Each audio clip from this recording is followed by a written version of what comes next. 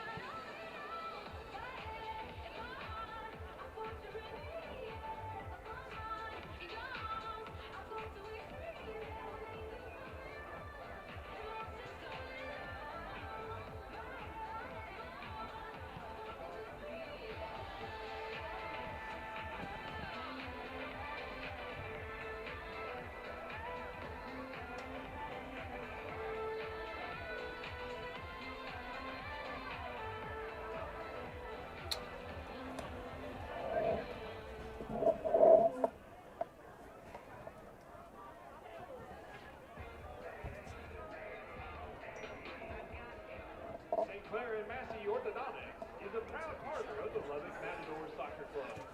Lubbock owned and operated for over 4 decades, St. Clair and Massey is here for all your orthodontic needs. Go Matadors! No, for this. So camera set. So it's just crazy. Yeah, it's got its like macro focus. And then somebody came in. Well, it's a completely different camera. Okay, I don't know. Oh, well, it's focus macro, never mind. Yeah, digital extender's off. Is the Zoom locked? No, it's not. It's because I'm seeing, a much wider picture than what you're. Is that what we're seeing? Yeah.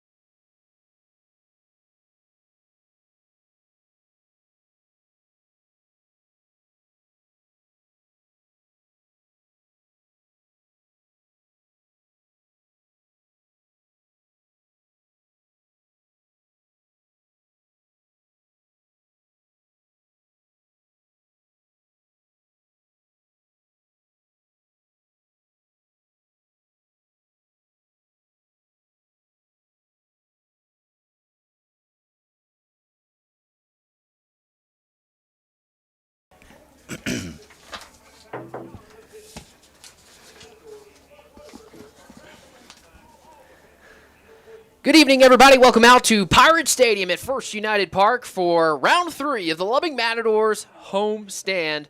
As Devin Ward here alongside Coach Vaughn, Edenbecker. There we go. It's getting better every time. I forget the N is what it is. Right. But we got some matching polos. We look sharp. Man, they look nice. And the good guys are ready to get back out on the soccer pitch tonight as they host a team that they've already played once this season, Coach. And what does that do for a team as the Coyotes from Central Texas are in town? What does that do to a team, though, that's already played them once? It's round 2 now. You know, it's a little shaky because as the Matadors, obviously, you've just come off of beating them 7-1. So, right. You know, you don't want to be in your own head thinking, oh, it's an easy game, you know. You see all the comments on Facebook, score prediction, all the fans are like, yeah, 6-0, 6-0. You don't really want to feed into that because if you think it's going to be an easy win, all of a sudden they might surprise you. Absolutely. And we might get in that a little later. I saw those comments that you're talking about on Facebook. That might be one of my favorite things that the Matadors do on their game day is getting to read all those different predictions and stuff. Of course, though, tonight's broadcast is sponsored by Mears Mazda Volvo, Lubbock's locally owned luxury dealership. At Mears, you'll find the best inventory, the best process, and the best prices. Do you know that, Coach? I did not. You did. Well, now you know. Since 1971, at Mears, their focus is to provide our clients with an exceptional buying experience. Thank you, Mears, for sponsoring tonight's broadcast. Of course, the Matadors sitting pretty right now in the rankings for the NPSL, Coach. They're undefeated. They're 3-0-1 on the season. The one tie was on the road, and it was a 1-1 draw.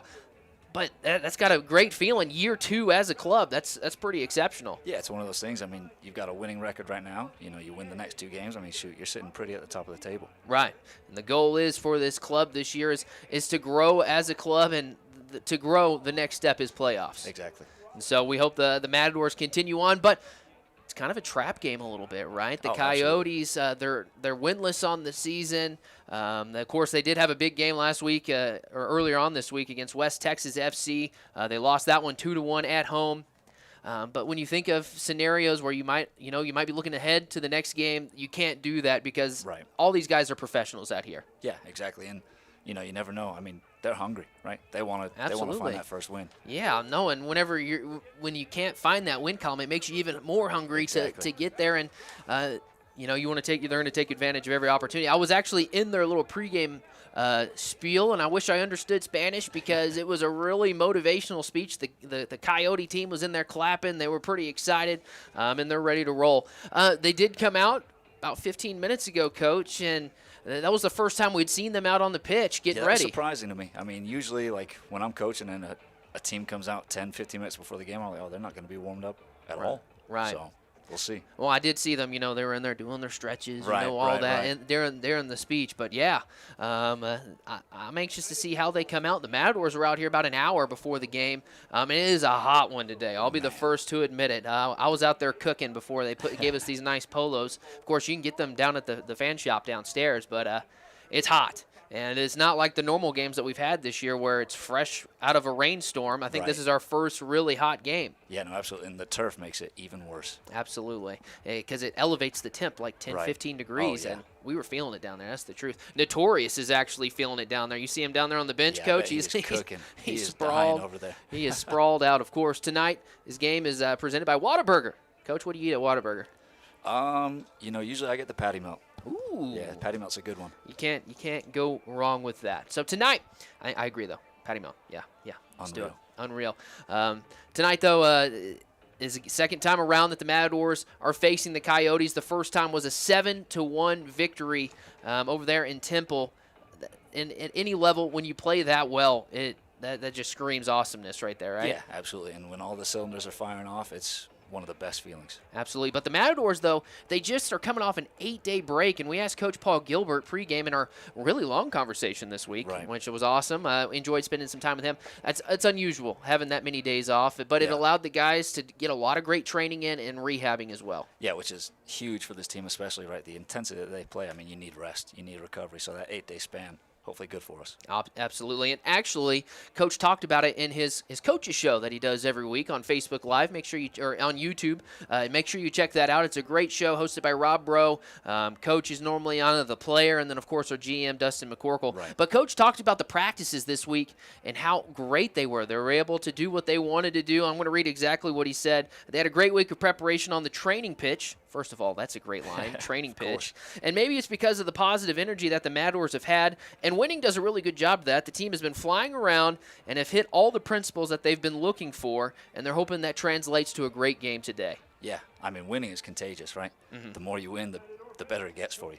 But at the same time, you go from being the hunter to the hunted. Yeah, and for the first time in this club's history, I feel like they are now the hunted, right? They're the big dogs sitting at the top of the standings in the Lone Star region in the South. But it's an awesome feeling, though, to be. But at the same time, that kind of changes the mentality a bit, right? Yeah, absolutely. I mean, you got a big target on your back, and it's your second year in the program. So that's big time. You know what's also big time? The fan attendance for each one of these games. Game 1, the Matadors had 4,300 fans, a little more than that. And last game that we had here 8 days ago, 30 minutes after a rainstorm, 3,000 fans showed up. And that goes to show that the Lubbock community is all in on this club. Yeah, they are, which is fantastic. And also another way that shows that the Lubbock community is all in on this club is the amount of sponsorships that they have, right? You look across the soccer pitch out here, and they're every few yards apart is another sign, and that's a sign of good things happening out here. Yeah, I mean, everybody wants to be a part of the Matadors, right? You go to any business in town, there's a sticker, right? We support. Yeah. We support. It's awesome. It's awesome to see. It's also awesome to see Coach rocking some Puma tonight. Man, for the first time in my life. It looks Sorry, good. Dad. It looks good on you, Coach. I appreciate that. Is Dad watching right now? No, he's not. No, sir. Oh, okay. I hope he was. Going to some of the things that I learned this week, doing some preparation on the team. Going back to that rain game, of course, the 3-1 victory over the Fort Worth Vaqueros. A really fun game to watch, especially towards the end when things started getting a little chippy. That gets me excited. But the team was super professional in their approach to last week's game. They could have let it rain on our parade here at home because, they knew there weren't going to be as many fans, even though there were still 3,000. That's a great turnout. They could have been unfocused. They could have been checked out because of the weather, but they weren't. They were focused and dialed in. And like I always say, it starts from the top down, right? I think Coach Gilbert sets the foundation of, hey, this is a professional environment. This is how we're going to handle it, and show it on the field. Yeah, no, absolutely. And, again, the whole goal, 3 points. And you can tell the whole team is focused on that. Absolutely. 3 points. And 3 points would put you clearly in the top of the standings, and so that's a big focus for this team as they get ready to continue on. We're getting closer to the halfway point of the season, which is crazy to think. Yeah, it goes by so fast. Yeah, it does. 6 home games, and if you're watching at home tonight and you're thinking, man, I'd love to go see a game, you really should, because there's only 6 opportunities. This is game number 3, and you really want to check it out because it's a family fun environment, and the Mozos add a different element to this game. Completely different. The energy that they bring the entire time is contagious, and you could feel it. Don't know. Now, and we never caught the name of our guy that sits up front out there, and I apologize to him because we're going to point him out again tonight about how his back is literally like this the whole time, because he's cheering on and making sure the fans are engaged and having a lot of fun. Coach, what is success? What would you think success is for this club? Ooh, now you've put me on the spot. I wish you'd asked me that 30 minutes ago. Right, yeah. What is for me, I think success is just the team working together towards a common goal. Yeah. Simple as that. And like we've talked about, 3 points. 3 points. So the Matadors are currently ranked in the top 10 in the NPSL. I believe they're ranked 9th right now, Coach. That's unreal. That is unreal. But what is success for this year? Success for Coach Gilbert and company is making the playoffs and doing something once the Matadors are in. At the end of the day, the Lubbock Matadors are trying to build a club. They're trying to build something special here in the Hub City. The team is not wanting to be a one-year wonder, right? They don't want this to be a flash in the pan because they got some really good guys on this roster. We saw the foundation being laid last year for success, and we've seen it grow out through the start of this season. But for Coach Gilbert, it's all about perspective, playing one game at a time, trying to make a push to win the league, but making the playoffs would be a huge progression for this club. And I agree, yeah? Yeah, no, absolutely. I set you up for failure there, didn't I, by asking you that question? Hey, but we made it through. We did. You see the teams starting to make their way down onto the soccer pitch right now.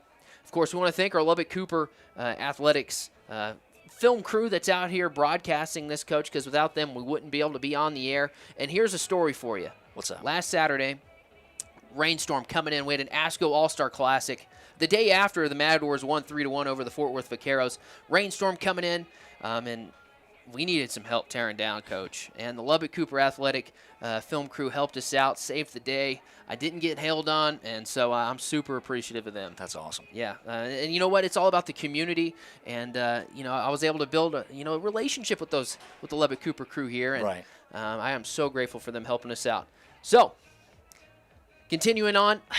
What separates the Matadors from some other clubs? And I think it's, first of all, the professionalism that they have here, right? Yeah, I'd say professionalism, diversity. I mean, again, you look at the flags, and it's just across the unreal. way there. But, you have all these different countries being represented, but they're such a tight-knit team, right? You watch videos of them hanging out. I mean, they just love each other. Absolutely. And then I think their intensity on the field. I mean, it's one of the highest intensity games that I've seen, honestly, every single game. I mean, they fly around the field. Absolutely, and it's all 90 minutes, too. And I think, in the Fort Worth Vaqueros game, they were up 2-0 going into halftime. They got that 3-0 lead. Right. And the first 60 to 70 minutes of that match, the Matadors were on it. Yeah, they were pushing. And I think they kind of let the gas off just a little bit, and Right. that was something that they focused on, is not just playing 60 to 70 minutes, but playing the whole 90. Right, and I think that 8-day break hopefully will help with that. That 8-day break, right, it can get your feet back on you, Yeah. under you a little bit, but at the same time, right, it could kind of hurt you a little bit by, you could lose your focus. You haven't played in quite some time, and you lose your edge a little bit. Yeah, and I think, again, that all stems from Coach Gilbert, right? How do you set up the training sessions where you still have that intensity no matter what? Even if you don't have a game, how can you match the game intensity? Well, and on top of that, on top of doing all these training sessions, they're doing these camps as well. Right, yeah. And they're busy. The Matadors love interacting with fans. There's no ifs, ands, or buts about it. You see it at the end of the games where the team does autographs. They literally are down there for like 30 minutes, Yeah, Coach. it's one of the coolest things. But, man, these camps are something special. And when the guys get to have some one-on-one drills with the kids and getting to interact with them, it builds connections that are really special. And if you want more information about our soccer camps, go to LubbockMatadors.com. But you see the benefits in person, right? You see them, and they think these youth in our area think these players are like role models and superheroes, and it's really cool to see. Yeah, no, it is. I coach a little 9 and 10 girls team, and they're always asking me, hey, can we be the ball girls for the game? I'm like, yeah, let's set it up. Let's set it up. They love doing it. That's awesome. That's awesome. And so have you figured out, have you gotten in contact with them yet? Yes, sir. That's awesome. Yeah. LubbockMatadors.com probably, huh? Exactly. We want to thank everybody for tuning in on our live stream right now. Make sure you subscribe. I'm hoping tonight we can get the comments going on here. I'm not 100% sure if YouTube is going to have comments on here, but we thank everybody for tuning in, and we hope to get to interact with you tonight as the Matadors. If Vegas did odds on the game, right, the Matadors probably feel really good about where they're at right now. Definitely the favorites. Yes, but they're the professionalism and the focus. We're hoping to see that on full display here tonight, because at the end of the day, the Coyotes from Central Texas, even though they haven't won a game, they're still professionals, and they're out here and they're trying to win. They got a chip on their shoulder, and they want to get the job done. And so I think we're going to see the best out of both of these teams tonight. The Central Texas traveled with 14 players. Oof. That's something to kind of keep note of, because depth is going to be probably an issue for them tonight. Especially in this heat.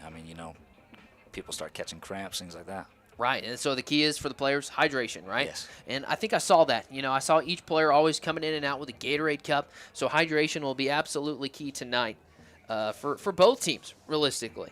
So the city of Lubbock has done a lot of things that they really care about, and they've shown since the beginning of this club that they care about the Lubbock Matadors. Home field advantage for the Matadors this season means so much to the players and to the front office. They can't express how grateful they are for the home fans. And, Coach, if you look out onto the stands tonight, people are starting to show up, and fans are their faces are in the place, and I'm excited to see the total number of fans here tonight. What are you thinking? We got to be over the opening night, right? I'm looking left and right, and we are pretty full. I'd say 45. 45? 45 at the end of the day. Oh, and of course, here's the helicopter coming in for tonight's.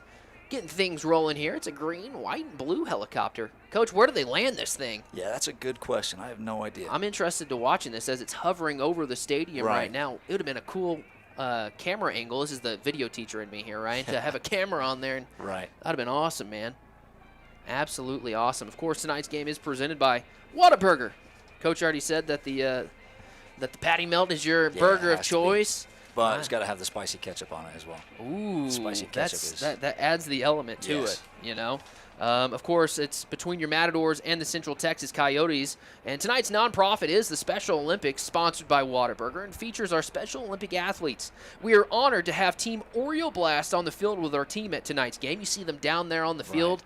I like the orange jerseys on them, by the way. Yeah, they're cool. They are, that's for sure.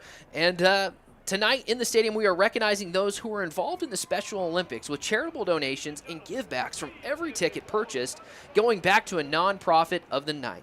We have a special guest in the house tonight as well. It's Whataburger's What a Guy. Have you seen him down there, Coach? Yeah, the spaceman. Yeah. We've got a trend going here, Coach.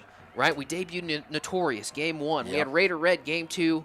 We have What a Guy here for Game 3. We are mascot central here. If you What have do a you think young Game 4 is? Ooh, you're putting me on the spot. What if we, who knows? We might see Lubbock Cooper's mascot. Yeah, we might maybe see, so. you know, I don't know. LCU has a mascot, Shap, and so right. we might see. I think we have to have a mascot at every game. Yeah, at this point. Absolutely. Next week, the Lubbock Matadors' second soccer camp of the year, though, will take place, and there's still time to register your child to go train with the very best here in Lubbock. If you're interested, get your child involved in club camps for June and July. Please visit LubbockMatadors.com today. Yeah, What a Guy is what a guy, right? And interesting. I've never seen him before until, until tonight. It's the space helmet with a W on his chest. Right. It's a mixture of a spaceman and Superman a little bit. Yeah.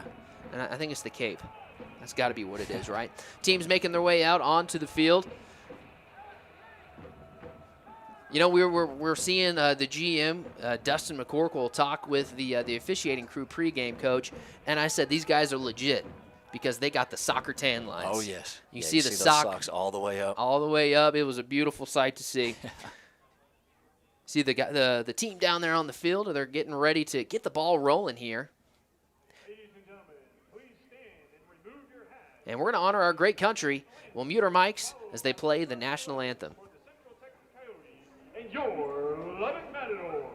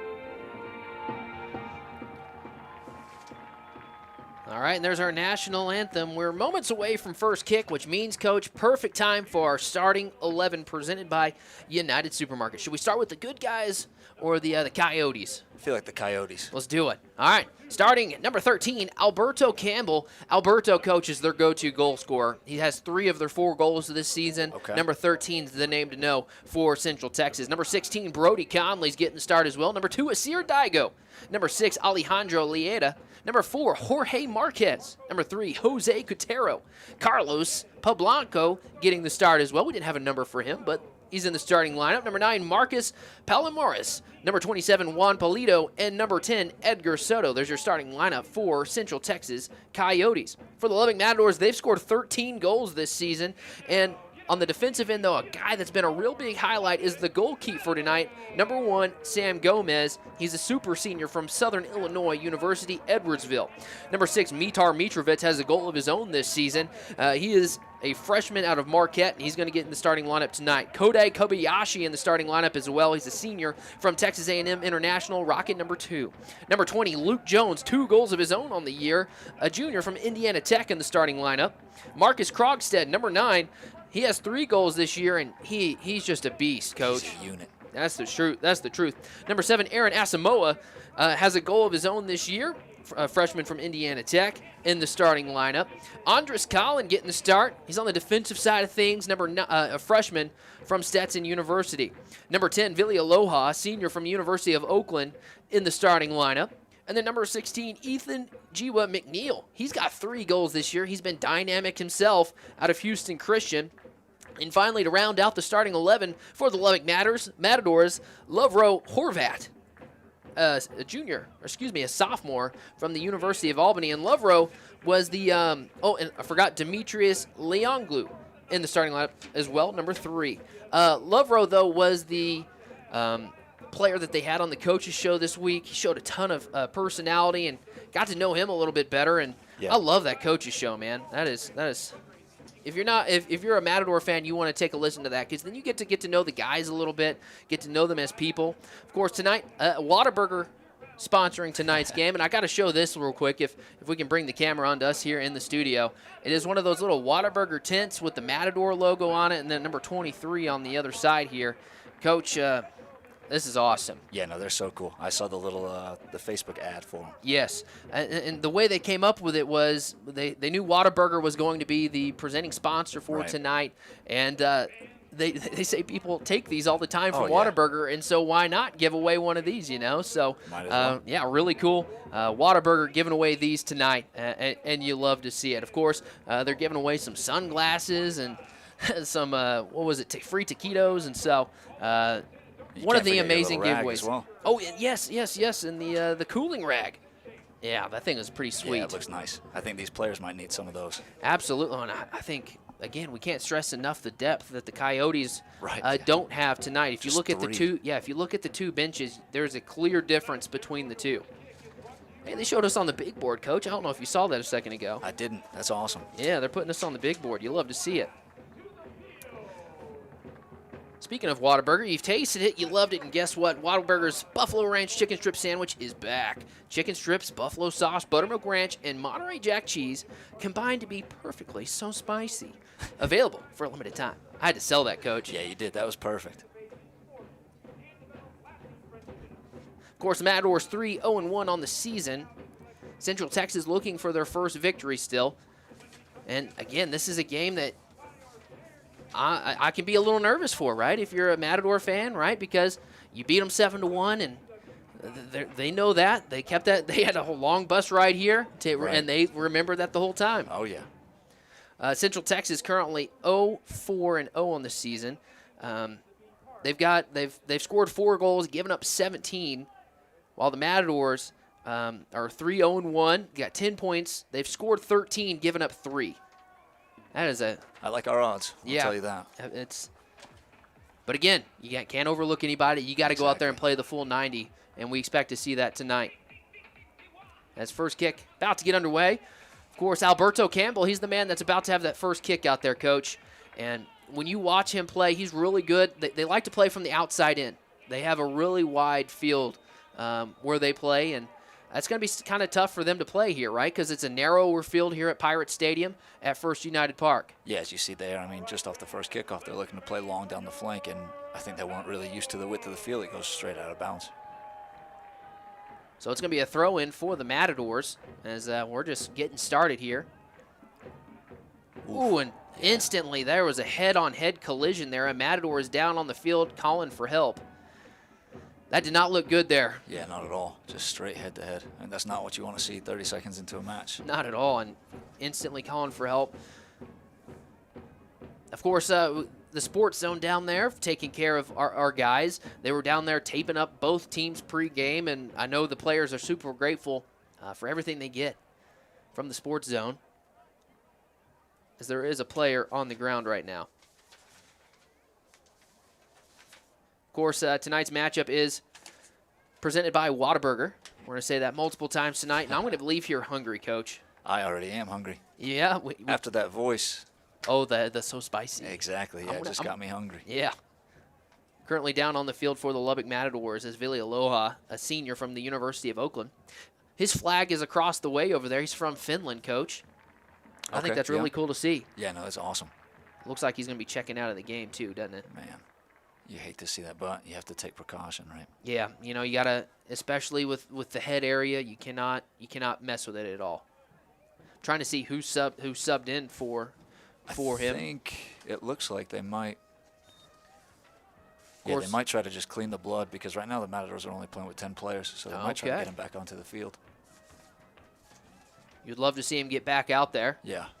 As Mitar Mitrovic has the ball, of course. Coach talked about him pregame with us. He sees a bright future for that young man. Oh, absolutely. And I think anybody that watches him here on the South Plains sees that right away. He's been a shining star for the Matadors, as he's 6'2" and has got 1 goal on the season. He's a freshman. He's kind of an older freshman, is what Coach told us. Right. And you love to see what he's done out here for the Matadors. Of course, another shining star for the Matadors so far this season is rocking the yellow jersey back there tonight. He's the goalkeeper, Sam Gomez.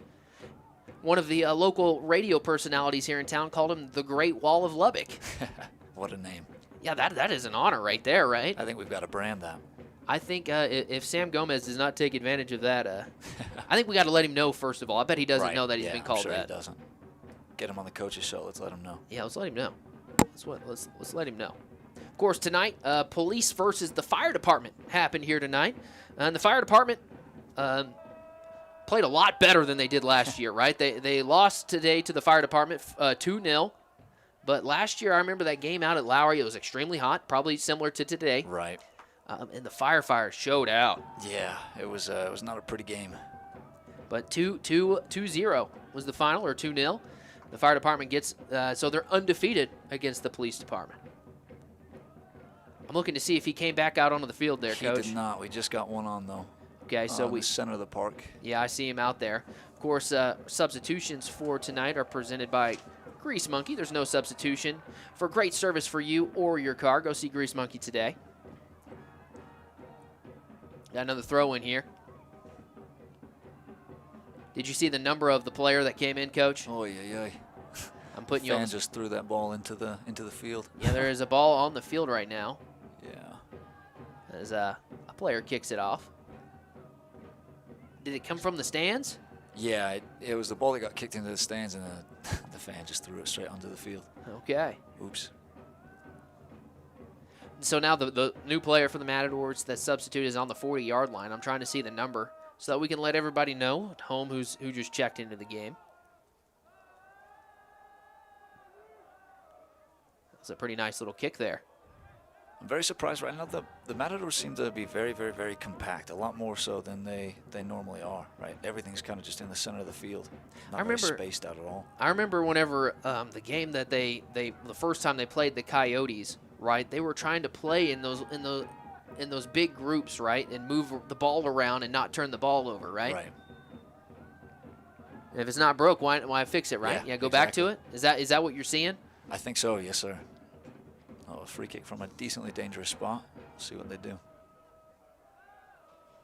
See the Matadors lining up right in front of them. Of course, we thank everybody for tuning in on the YouTube channel of the Lubbock Matadors. We just started this page, so make sure you like and subscribe, share with your friends, let them know that we're broadcasting here tonight. Yeah, a bit far out. I'll take my chances with Sam Gomez, but absolutely, you never know. You're about 30 yards out. If you had one of your players in high school with this opportunity, you taking the shot or you setting something up? I'd probably take the shot personally, but here we go. The official there is getting everybody set, and here's the kick.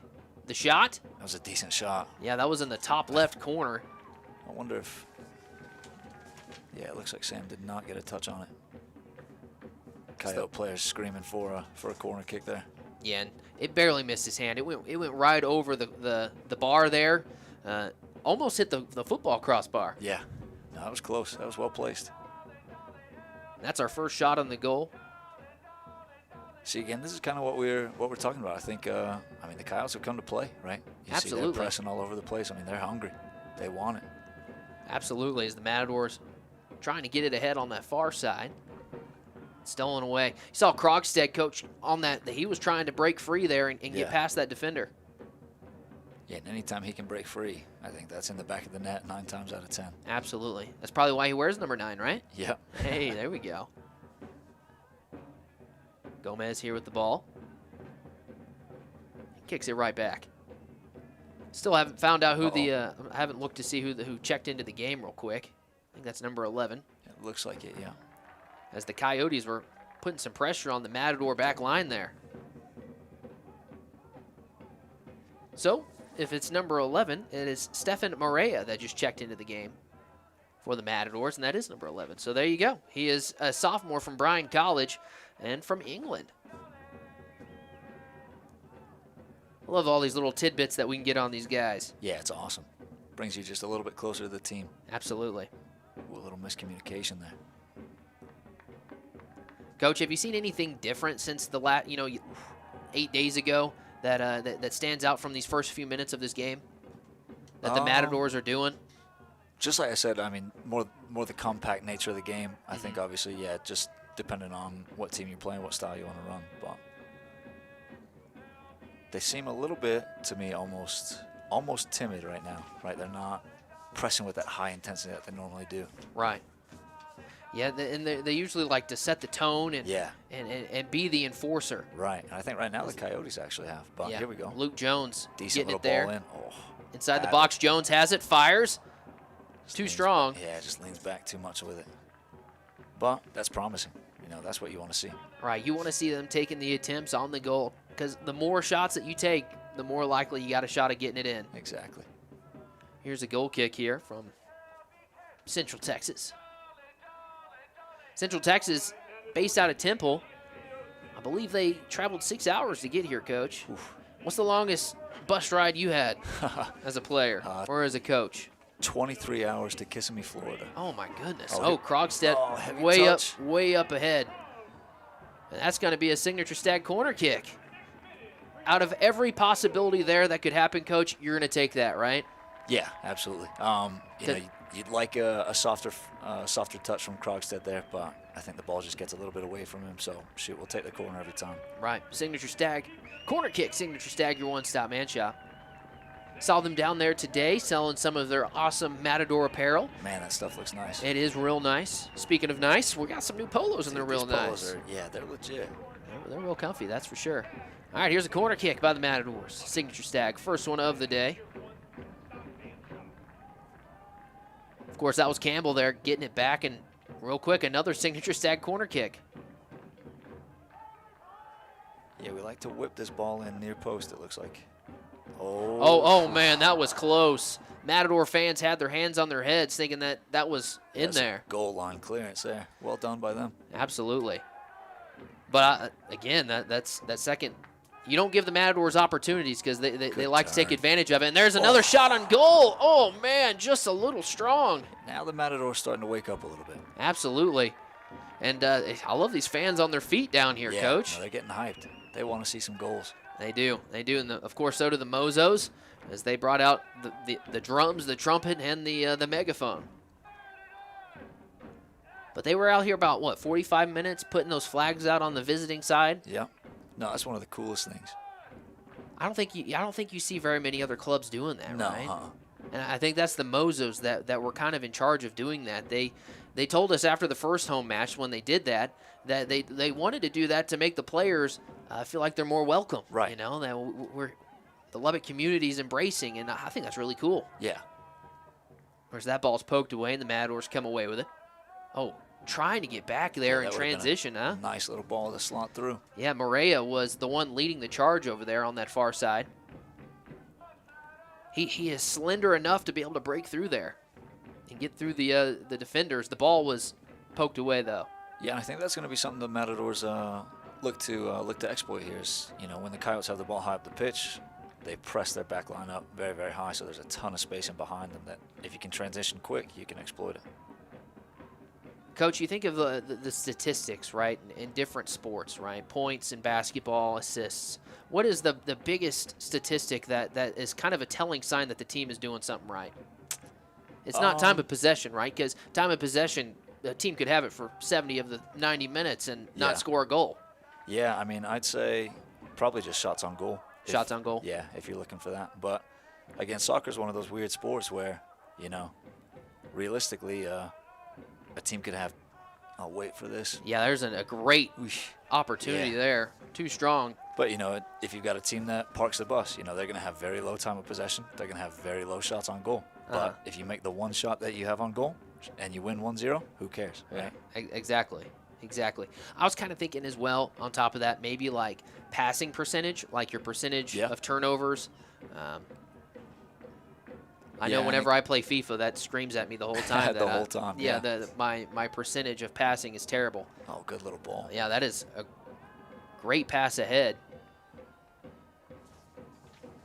Yeah, and again, passing percentage is one of those where maybe, but if a team's parking the bus and you're just passing it between your center backs and your keeper, right, it doesn't mean anything then, great, right? Your percentage is up, but you're 80 yards away from goal. So. Right.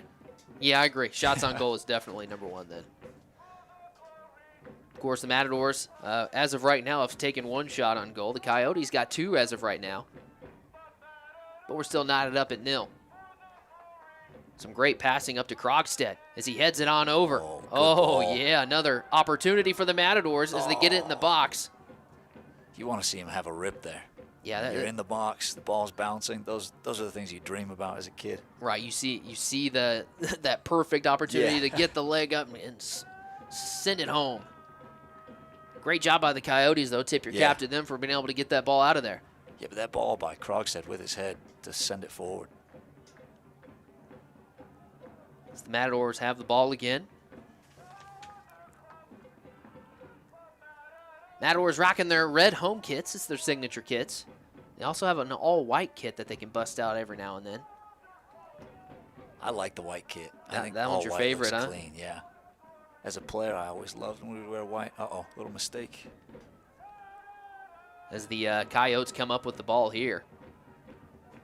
I do want to tip my cap to the play-by-play guy for the Coyotes. I was watching some of their film, their previous match against West Texas, and his goal call had me jumping out of my seat, Coach. And I didn't understand any of it because it's all in Spanish. Right. But it was so engaging, and it was so fun to listen to him. He is so into it that awesome. I was into it. And so I wanted to tip my cap to their play-by-play person. As a fellow play-by-play person, I see you. Wanted to get that across, that's for sure. So are we going to hear you try out some new goal celebrations tonight? You know what? I'm going to do my signature one for the first one, where I spell it out. But yeah, I'm with you. I'm in on it. But the way he did his goal celebration, if I do it, it's in honor of him because man, it was awesome and it gave me the chills. I might have woke up my kids from their nap because I was clapping and I was into it. That's awesome. I was into it. The Coyotes come up with the ball there at the center field. It's going to be a quick throw-in. Great crowd on hand here tonight at Pirate Stadium. I think the fans are getting into the Mozo stuff over here, Coach. They're over here clapping. Yeah, there's got to be 4,500 people. Yeah, this is a great turnout. We're so grateful for all the fans here that continue to show up week in and week out to support the Lubbock Matadors. Of course, you're showing support here tonight by watching on our live stream. Coach, I don't think comments are working tonight because I have not seen a comment come in. How many viewers are there? Let's flip the phone over. Let's take a look. 52. Nice. There you go. I know majority of the fans tuning in tonight are probably Central Texas Coyote fans. Right. And we're grateful for it, for everybody tuning in, and we're grateful for them tuning in. Of course, they not having the start of the season that they've wanted, but at the end of the day, they could turn it around real quick. Takes one big win, and that could be their opportunity here tonight. And so the Matadors got to be dialed in and focused. As that ball gets cleared, it's going to be a goal kick. I believe that came off of a Matador. Oh, no, I think they're saying it came off of a Coyote, huh? I think so, yeah. But I think it's for a throw-in. It's going to be a throw-in over here. Throwing it in is Andres Collin. As they get it back to Collin, and over to Luke Jones. Ooh, that's a penalty. Has to be. That's in the box. And for the second straight game, Coach, this is in the 17th minute. Are you kidding me? Same thing. Same thing. That is a copy and paste from the last home match for the Matadors. Only difference is they could send up Marcus Krogstad. Yeah. I mean, hopefully there's a copy and paste with the result of the penalty as well. So absolutely. We'll see. Luke Jones currently holding the ball, and Mitar Mitrovic is the one that's going to go up there. Well, I turned around last time, so I feel like I've got to turn around this time, huh? Yeah, you do it every time, is what you said, right? Yep. Yeah, that happened right there on about the 15-yard line. Jones got his feet taken out from under him, and Mitar Mitrovic is going to have the opportunity to give the Matadors the early lead. The step, the plant's good. Nice. He rocketed that one in the right corner. It was like a line drive. And that's going to give the Matadors the 1-0 lead. Mitar Mitrovic puts it through. The freshman from Marquette, representing the Matadors and his home country of Serbia here in the Hub City. That was an awesome, you know what? It was meant to be, right? The whole scenario, and that's exactly how Krogstad put it in. Yep. Krogstad rolled his in. He didn't do more of a line drive. But in the 17th minute, Mitar Mitrovic, off of a PK, gives the Matadors the early lead.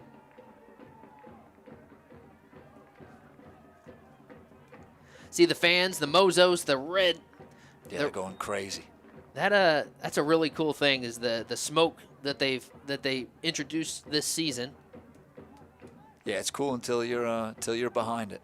Yeah, I see some of the fans looking down right now, and that's the same thing that happened to him the other day. Gomez climbing up there to get that ball. Great header right there to get him the ball. Yeah.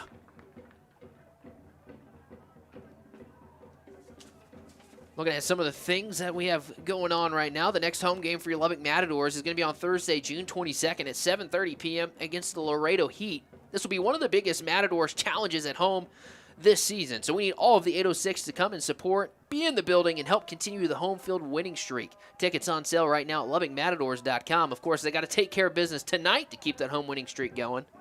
But that's a big one on the 22nd of June here at 7:30. Yeah, I mean, you hope you get 3 points tonight, 3 points at the next game, and then all of a sudden you're sitting at the top of the table, and, you know, that's a huge, huge game. There was a cross there trying to get it to Marcus Krogstad. It was a 3-on-1 right there. On a steal, and Krogstad again. No. On the end. Fans are looking for another call. What'd you see there, Coach? No, he definitely got ball first on that one. It was a hard challenge for sure, but he got ball. They're running in there really quick there too, Coach, trying to maneuver their way at full speed, and that's kind of hard to do when you're, dribbling a ball. Krogstad kind of slow to get up over here. Yeah, he's favoring his leg. Of course, this is an awesome game day experience, and when you think of game day, think local first. Cardinal Sports Center, serving Lubbock and the surrounding area for over 75 years. Cardinals is an official retailer of the Lubbock Matadors. It's going to be a throw-in, or a goal kick, rather, for the Coyotes. 1-0 the current score. Of course, that first goal coming in the 17th minute off of a PK of Mitar Mitrovic. Coach, I think we're talking things into existence here, right? Because Coach Paul Gilbert told us how great of a player Mitar is, and right, and how he sees a bright future ahead of him. And then what do we see? A PK going in to give the Matadors the lead. Right for him. Oof. Oh, and physical play down there. Luke Jones just pops right back up. That would have kept me on the ground for a little bit at least. Yeah, quick to restart. And that's going to be a throw-in for the Matadors. It was a very last-second kick out of bounds there. Of course, Alliance Credit Union has served the South Plains community with lower rates and fewer fees for the last 83 years. We're just getting started. Join the mission. Enjoy the benefits of owning your own financial future. Alliance, for the people, not for profit. I hope they feel the energy I put into those. Yeah, I bet they did. They have to. Yeah. I'm not going to lie. I enjoy reading those. That ball's going to go out of bounds. Be a throw-in for the Matadors. See them telling the ball boy, and kind of give a little urgency over there, right? Because in that moment, they had numbers. Yeah, I mean, they want to keep pressing as much as possible. See Texas Tech superfan Eric out here tonight. Love to see that. Oh, was that a shot, Coach? I was looking down for a second. Yeah, it was. Little layoff into a shot. Kind of a tough angle, but he's done well. Did you see who took it? Ooh, if I saw the number. Way off in the distance, huh? Yeah, he's on the 44 right now. Okay. Backing up. Here's a goal kick for the Coyotes. This goalkeeper has shown today that he can flip the field, Coach. Yeah, absolutely. What do you think the average kick is for a goal keep? I say probably like a good 65, 70 yards.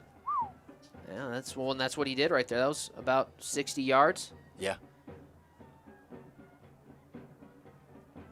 Wow, our friend, Coach Vaughn, that does the Mozos, usually leading the chants, is now a part of the chants and is actually facing the field. Hey, for the first time. First time all for season. everything. He's letting a friend lead some chants. You love to see it. Of course, the Mozos, best fans in the country in the NPSL. And without question. we're allowed to be a little biased. We are part of the Lubbock Matadors. But the support, they get it. They know what a big-time soccer club atmosphere is like. They get it, and they bring it. Yeah, and I want to see them just continue to grow. Yeah, because you start small, build something big, and they're trying to build something special with that group. Of course, a special group is one of our amazing sponsors for tonight, and I believe tonight's community sponsor is the Special Olympics. The Lubbock Matadors have a special relationship with the Special Olympics and even hosted a private clinic with their athletes on Friday. Matadors fans, do you want to make a positive difference in the world? Special Olympics Texas is an organization dedicated to providing meaningful year-round sports training and athletic competition for our children and adults without intellectual disabilities.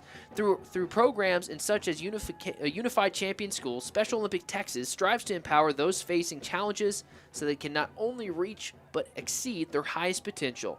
Imagine how much better the world could be if everyone was inspired by a simple act of being kind. With your help, Special Olympics Texas can do just that. Support Special Olympics Texas today by donating or finding volunteering opportunities on their website, www.sotx.org. They really do a lot of great things with Special Olympics Texas. Oh, and a one-on-one opportunity. Great help on the backside defense. Without the help of that defender there, Coach, Gomez could have been going one-on-one there. Yeah. Thankfully, looks like it's offsides. That's a pretty tight call. I thought he was on. Currently, right now, the Coyotes have more shots on goal than the Matadors do. It is by one, but at the same time, Coach said that's the most important stat, and the Coyotes currently leading.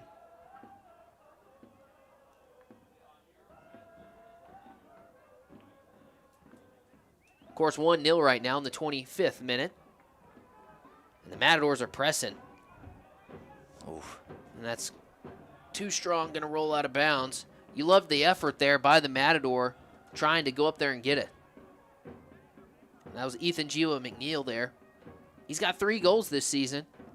Let's make it 4, 5. Yeah, he wants it. Of course, all these Matador fans that showed out tonight, they definitely want it as well. And I'm excited to see the official numbers. Yeah, no, me too. It's going to be a big number for sure. Yeah, I think the entire front office has got to be smiling from ear to ear from the support that the Matador community. And, and a lot of these teams, Coach Vaughn, they get 500 fans, they get 300 fans, and the city of Lubbock continues to show thousands of fans every week and every game. And I think eventually that's going to help you climb the ladder to be able to grow as a club and maybe even take that next step into maybe a higher division one day. Oh, without a doubt. Yeah, no, that very first game last year when there was like 4,500 people, I thought, okay, well, it's Lubbock. It's something new to do, It's week 1. Right, exactly. Why not? But then it continued to show out 4,000 people. And I was like, okay, maybe we have something here. Right. And I think we really do have something here. And again, I think it's because the team's visible. Being visible is a very important part, and Huge. They are a part of the community. Yeah, I mean, I don't think a day goes by where they're not out in the community doing something, helping somebody. It's a wasted opportunity if they're not, right? Yeah. And I think that's kind of how they think about it too. Continuing on though, here in the first half, about 26 minutes into this game. Thankfully, since that first little hiccup in the first 30 seconds, we haven't had many stoppages, Coach. Yeah. Knock on wood. I don't know. Yeah, knock on wood. There's no wood up here, but we're knocking. Great pass, a crossing opportunity, and an awesome slide. There. Nobody there. I think that ball went off of the Coyote players. For some reason, that's what I thought I saw. My favorite chant is currently happening, Coach. The slow build-up clap.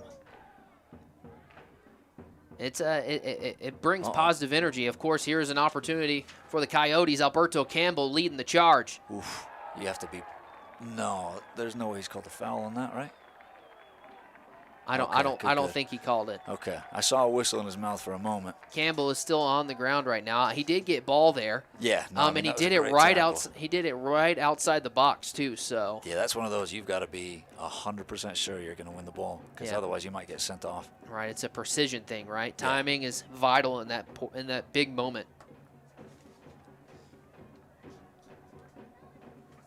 Coach, I don't know if you saw the video after the last game on the Lubbock Matadors Facebook page. Coach Gilbert doing an interview talking about his son's birthday and how he got a cake. And I thought that was really cool. Campbell there taking a shot on goal. That's their 4th of the night. Gomez all over it. Ooh, that was tricky there. Yeah, you can't help but think, I mean, the Matadors seem just a little bit, almost too relaxed for my taste at times. You see Coach Gilbert with his hands on his head. Yeah, he's upset. He's out there coaching them hard. He's wearing a thin sweater tonight and some blue pants, and he had to have been hot pregame when we were talking to him. Going back to that, though, it was somebody, so he was in line about to go pay for his son's birthday cake, and when they got to the line, they told him that it was already paid for, saying that we wanted to, in the note, there was a note inside of it saying that we wanted to celebrate your son's birthday because we lost our son. Coach Gilbert obviously felt that in his heart, and we all feel that, and so did the Matadors last Friday. As Gomez goes and punches that one out of the air. Campbell couldn't get it, and it's going to be a throw-in. Yeah, man, I just got chills hearing you tell that story again. Yeah, and the Matadors felt that, and their family's in our thoughts and prayers, and Coach Gilbert wants to connect with that family. If you're hearing this message and that was you that bought the cake for Coach, he would love for you to reach out to us at the Lubbock Matadors, because that note made such an impact on Coach Gilbert, his family, and, of course, our team. So we got a player down out there on the field on this far side. I'm trying to see who exactly is. Kind of from up here, it looks like Mitar. Yeah, I wonder what happened.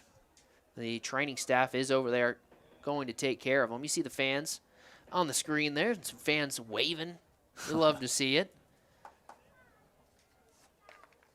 And our camera crew's telling them to wave back. That's even better. I love it when the camera crew gets involved with the games. It makes it a whole lot of fun.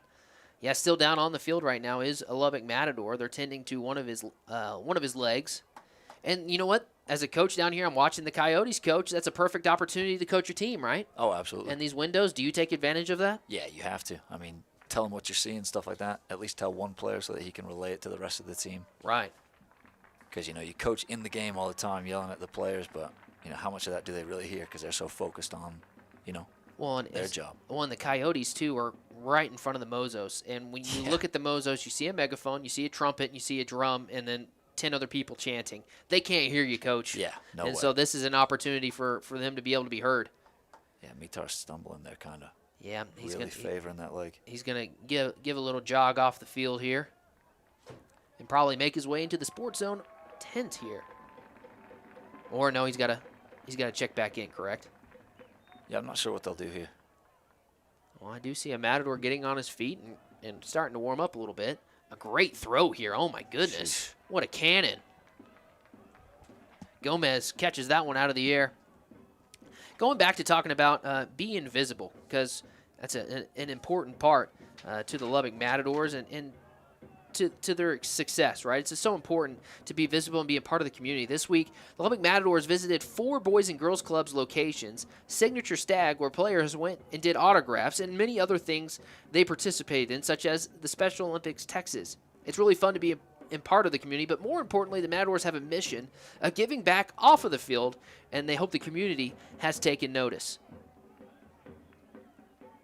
Yeah, they're literally every day they had multiple things going on. Yeah. On top of that, you got training sessions. Right. And I don't know how they have time for it all. And another trip right there as Luke Jones goes to the ground. You know, when you see that kind of stuff happen on ball, Coach, that shows aggressiveness, right? On the defensive end as they're trying to poke the ball away. Oh, yeah. You know, you can't fault them at all. It's a 50-50 ball. They want it. The officials there talking to some of the Matadors. The chants of the Mozos continue to happen.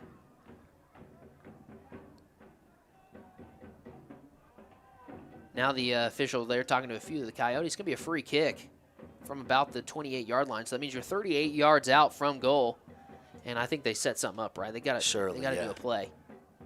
So they tried to go over the top there to a Matador inside the box, and the Coyotes clear it out. Gomez. Little sweeper keeper.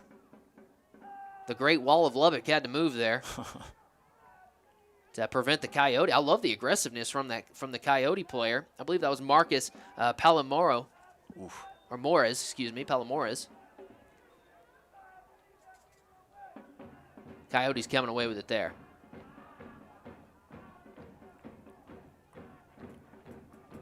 I want to thank everybody again for tuning in on our YouTube channel. It's a new channel. I believe this is the first video on the channel. Got 12 new subscribers and a like. You'll love to see it. Make sure you like and subscribe those for more great content of the Lubbock Matadors. I believe this is going to be our new platform where we broadcast on every game, and so make sure you tune in for all of our home matches here on YouTube. Of course, we have 3 remaining home matches coming your way. The next one, I believe, is on June 22nd against the Laredo Heat. Yep. June 28th against Austin United FC. And, of course, we still have Game 1 that we need to make up from the West Texas FC from earlier on in this year. That is true. You think they put it at the very end of the season, or? Rumor has it they're going to try to do it around the July 8th game against West Texas FC, so it's kind of a back-to-back. Still hasn't been officially been announced, and so don't take me for 100%, but that's kind of what I'm hearing.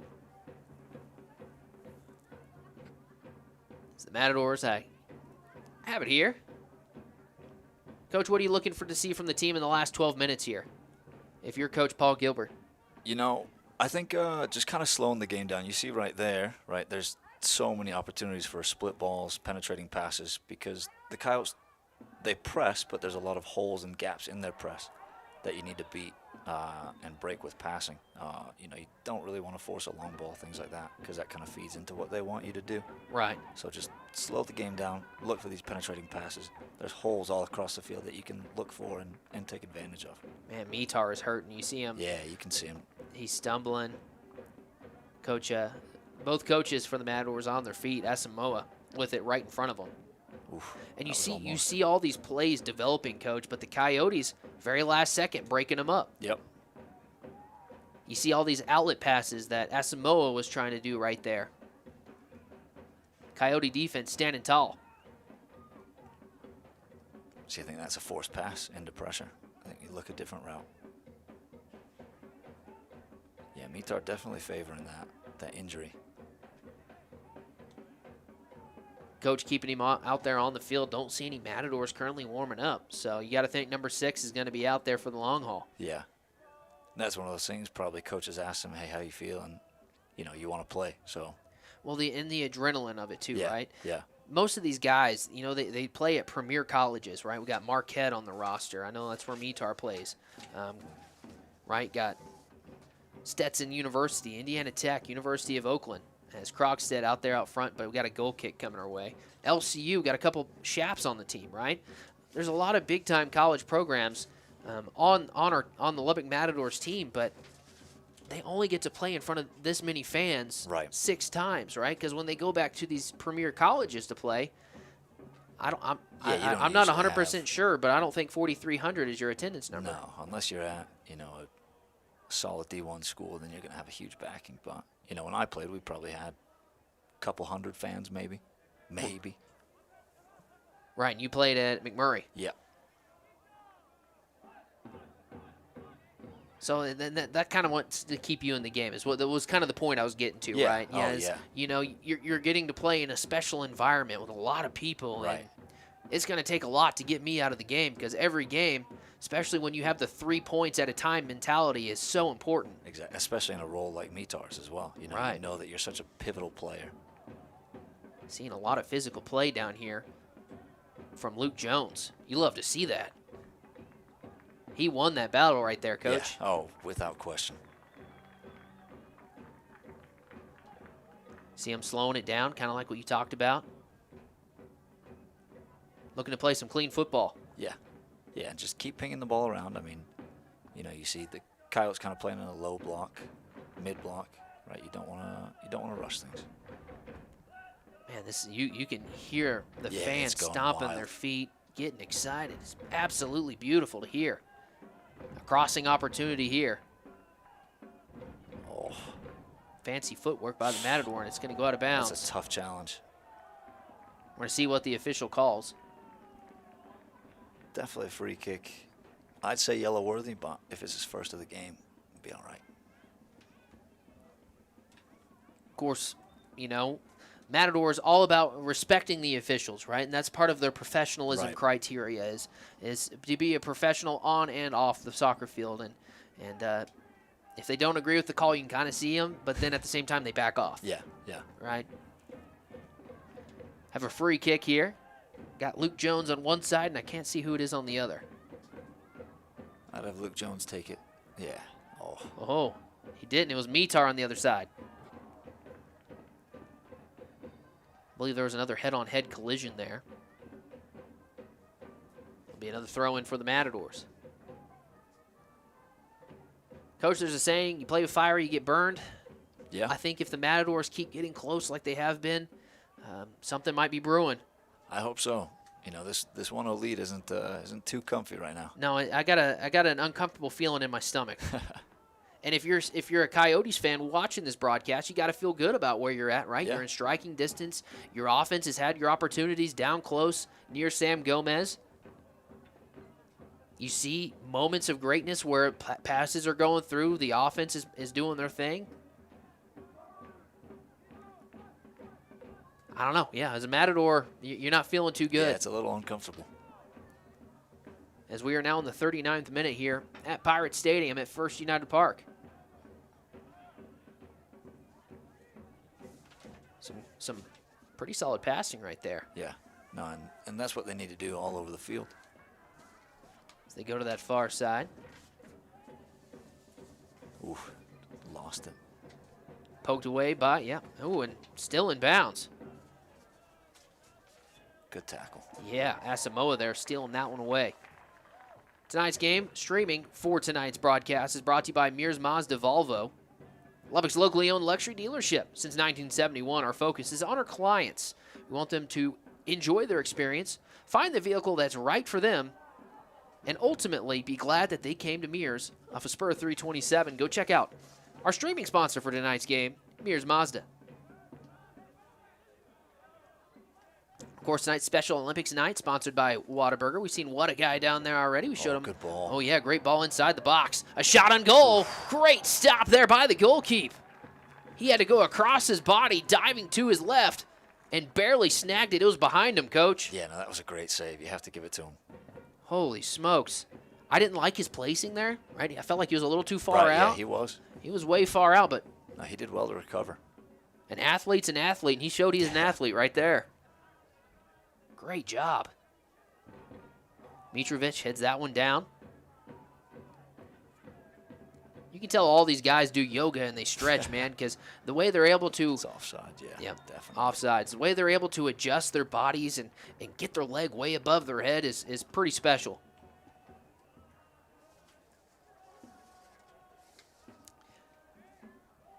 Every game day includes Matadors experience where youth teams and organizations can be a part of the game day experience through our official Ball Kids, Dream Team, and Team Tunnel. They were welcomed by all LBK soccer players and Lubbock Boys and Girls Soccer Clubs during their pre-games activities tonight. To learn more about the Matadors experience, though, visit our website, lubbockmatadors.com, to fill out the inquiry, and Matadors representative will contact you. You're kind of doing that right now, right? Yeah. What was that process like for you? It's pretty easy. I mean, I just talked to a few people and set it up. I know the Ball Boys right now are actually one of my buddies' teams as well. So Goalkeep clearing it out with his head right there. Big brain move to get that ball out of there. Of course, Two Docks Brewing Company is proud to be bringing the World's Game to Lubbock and the official beer sponsor of the Lubbock Matadors. Two Docks, located in the heart of the Cultural Arts District at 502 Texas Avenue, provides Lubbock and the surrounding areas with artfully crafted beer. Two Docks, family-friendly, pet-friendly, and your #1 source for fun. Stop in today and support locally crafted beer. Yeah, I was there That a couple hours ago, actually. You know, locally crafted beer is all the craze right now, too, It is. right? It is. You see all these different places popping up. People are trying to brew their own beer, and Two Docs ahead of the curve. Oh, and a nice little meg. Yeah. Filthy. That was that's something that you see on video all the time, you know, dribbling it through somebody's leg, and we saw it firsthand here. Going back to Two Docs, though, right, that's all the craze, and they're ahead of the curve. Of course, you got the Dos Docteros, the Buddy Hoppy, Lubbock Light, and so many others. Probably the Two Docs Bach, yeah, is that your favorite? Mine's the Weiss, actually. Okay. The Weller Weiss. Is that what kind of style? Is that a German style? I don't even know. Belgian. Belgian wheat style? ale, yeah. Okay. There you go. Trying to pass it down to one of the Matadors. Gets cleared out by a Coyote. I think that seems to be a trend here, Coach. Matadors pushing, getting closer to the box, and a Coyote steps in front of it and clears it. Yeah, it's just finding that final piece. Coyotes are doing very well to kind of shut that out. Coach, all 11 of them are on this side of the 50. Yeah, playing a real low block right now. But again, I mean, yeah, there's all these holes in it that the Matadors have to penetrate like that. It's a fantastic pass. Kicking it back out and resetting are the Matadors. I love watching you watch them as they survey the field, Coach. It's their head is on a swivel the entire time, and they're looking for their open outlet. Yeah. Coyotes steal that one away. Yeah, see, I think that ball, you keep it. You know, I think sometimes in the game you get, I don't know, a little bit too impatient, right? So then you try to force a ball in. No, just settle it down. It'll be okay. Right. You're thinking it's kind of like a shot clock in basketball, right? You're thinking, oh, my 24 seconds is up. I got to shoot it. Beautiful thing about the World's game here is that you don't have that. Right? You can pass it as many times as you want and wait for the right opportunity. As we are in the 44th minute, inching closer and closer to halftime. I'm giving you the heads up now, Coach. I'm going to put you on the spot and give a first half man of the match. I'm going to give you a minute and a half to think about it. Oh, an opportunity again. Oh, right into the goal keep, and it is an offsides. Jiwo McNeil leading the charge, and the goal keep is now on the ground. Yeah, it looked like he kicked at the end of it. Yeah, it looked like he he took a boot to the stomach. Yeah, that never feels good. No, probably knocked the wind out of him there, and the training staff or his teammates are standing over him right now. You hate to see that for that young man. Of course, coming up at halftime, we'll give you a first half recap with us back here in the studio. We'll talk about some things that maybe Coach Vaughn would change from the first half, some adjustments that might be made, and so many other things. Here's of course, streaming for today's game is brought to you by Mears Mazda Volvo, Lubbock's locally owned luxury dealership since 1971. Our focus is on our clients. We want them to enjoy their experience and find the vehicle that's right for them, and ultimately be glad that they came to Mears. Thank you to Mears for streaming, being our sponsor for our stream tonight. Ooh, that was a pretty great kick by the goalkeeper. Yeah. That was the 70 yards you were talking about. Ooh. Oh, Mitar's down in a shot straight into the hands of Gomez. That's the Coyotes' 5th shot on goal. Yeah, I mean, they're shooting, that's for sure. They're knocking on the door. They're knocking, but the Great Wall of Lubbock is not opening. Curious to see how much stoppage time we'll have here, just with all the we've had injuries. We've had 3 different players on the ground. Oh, and it looked like one of the Matadors rolled his ankle there. Yeah, that looked a bit awkward, didn't it? It did. It's going to be a throw-in, though, for the Coyotes.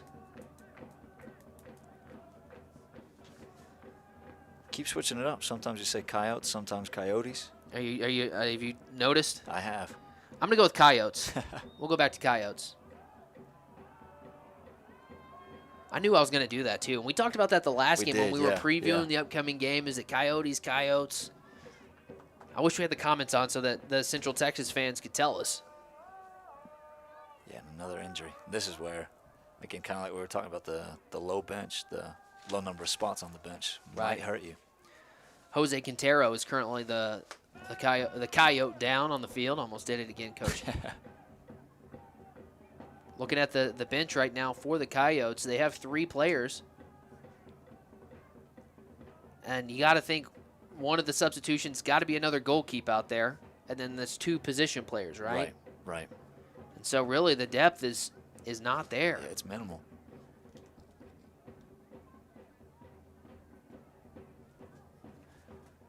Players still down on the field.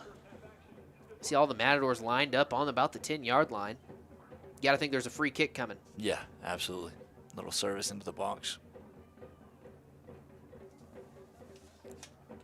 Of course, substitutions for tonight is brought to you by Grease Monkey. Since we were talking about them, there's no substitution for great service for you or your vehicle. Talking about substitutions, when you go back and look at a lot of the Coyotes games, Coach, they're not afraid to go to the bench. I believe they average 1 to 2 players a game that play the full 90. Oh, wow. And so they're used to going to the bench, and there's no bench here for them. Yeah, tonight is going to be probably 10 of them playing the full 90. Kind of surprised the lack of numbers Coyotes have in the box right now. Yeah, that is, what is it, 4 on 10, Yeah. 9. Well, I guess Gomez counts 10. Oh, and an awesome opportunity on that side. Blocked by Gomez. Holy smokes.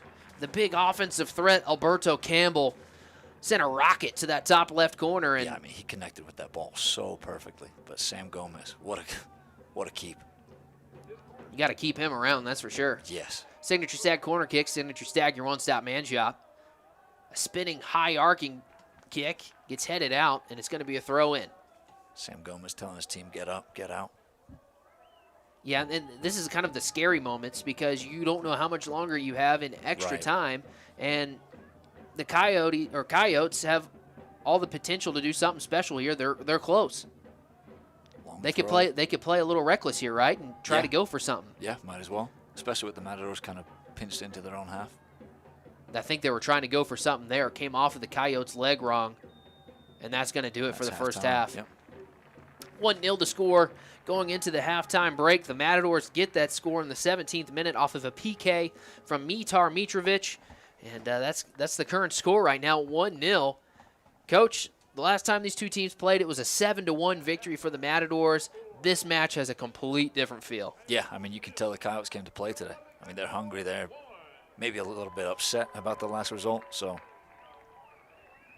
Yeah, we're seeing a little fire in them, and they've been great defensively. They've kind of set the tone pushing on that offensive end. The Matadors, I would say in the last 20 minutes, kind of were doing their thing on this side of the field. Yeah. We're moving the ball pretty well, but the Coyotes at the very last second would stop them defensively. What would you say Coach Paul Gilbert's message is to the team at halftime?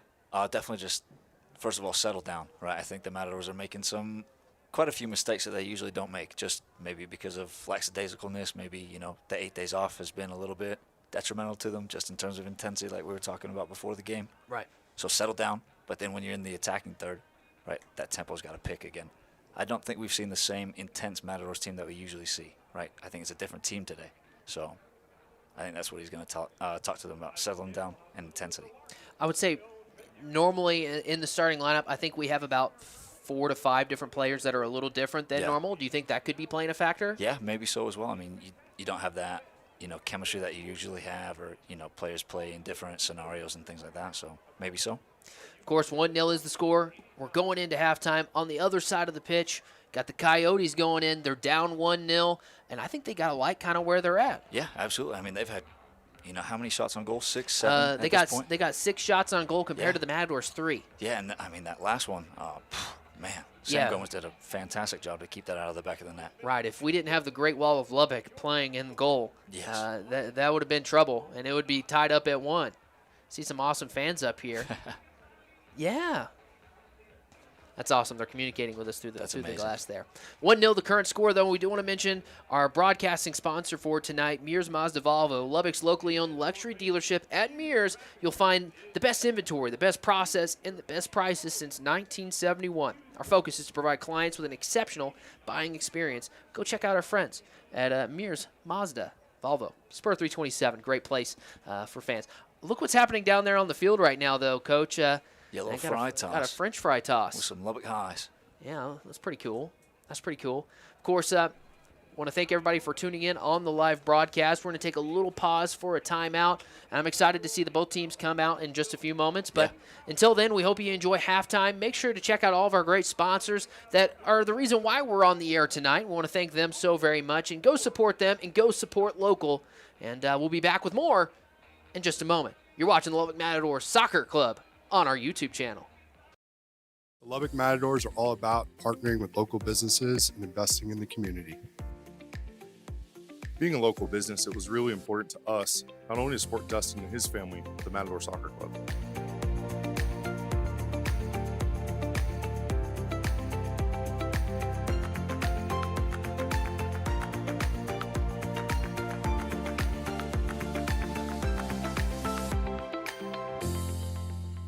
Three, two, one, ready, set, go. Ready, set, go, set, go, set, go.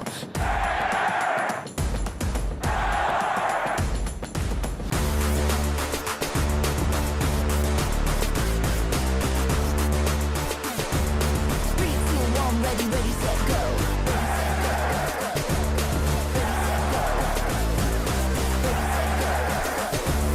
Three, two, one, ready, set, go.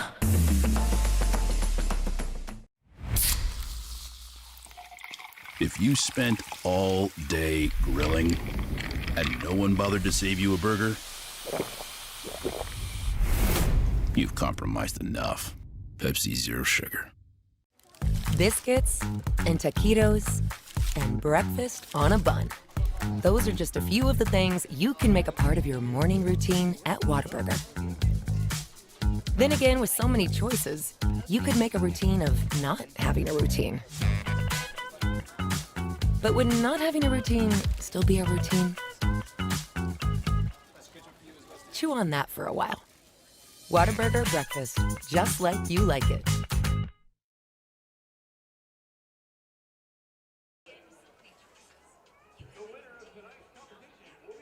can toss the greatest number of French fries into the Whataburger fry box.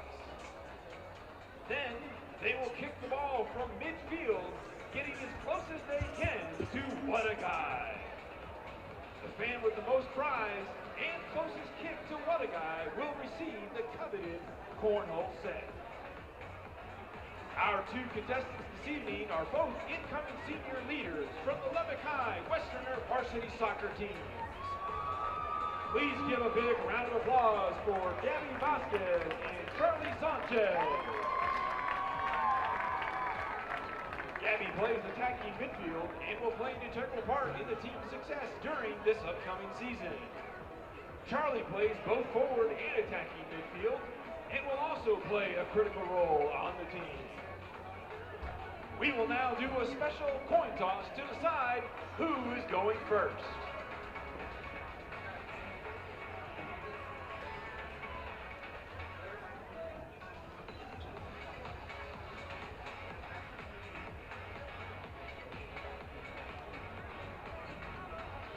Gabby won the coin toss and she's elected to defer. Charlie will be throwing the fries first. Come on, Matadors, give them some love.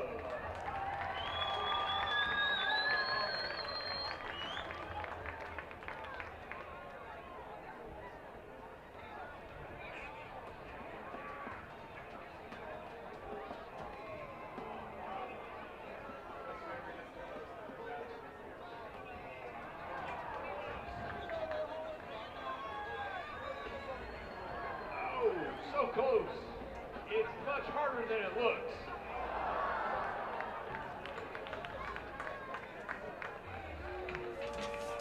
All right, we've allotted for this. Charlie's going to now try and kick the ball as close as possible to What a Guy in the south goal.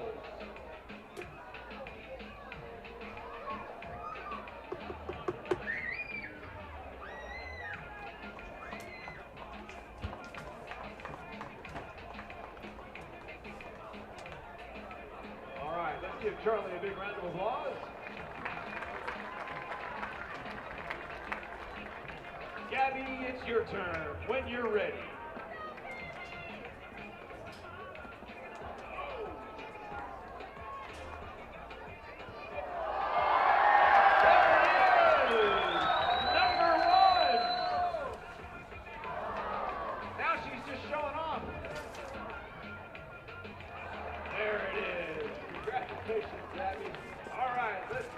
kick. Closest to What a Guy.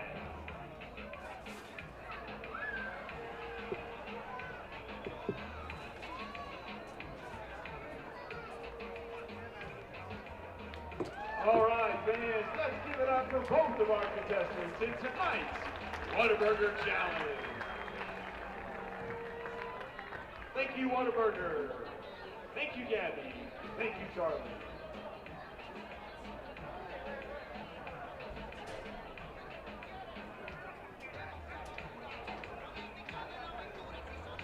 Shots on goal is pretty bad.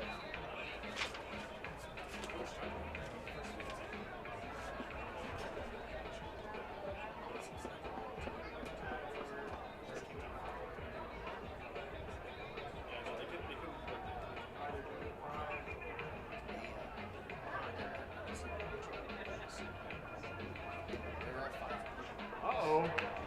It looks like we've got a mascot face-off.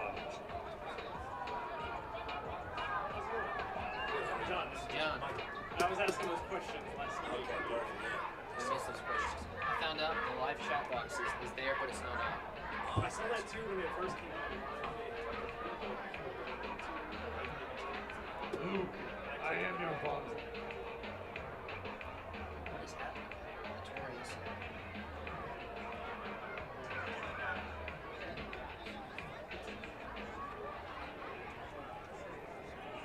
Like I said before, it's much harder than it looks.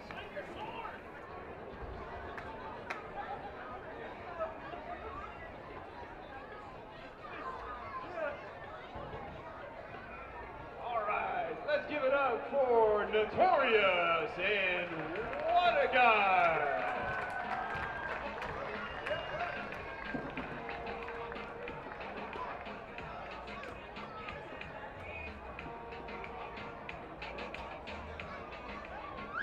Prior to this evening's match, we had the privilege of hosting the second annual Police Department versus Fire Rescue Responders soccer match.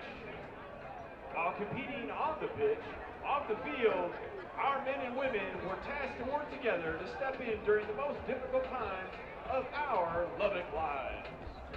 We are excited to celebrate them with as Matador fans and as first responder fans. True to form, our first responders have been called out on a call this evening and are not able to be with us this evening. Ladies and gentlemen, on behalf of the Lubbock community, let's see if we can raise the roof and let them hear our support and our thanks for their work in our behalf.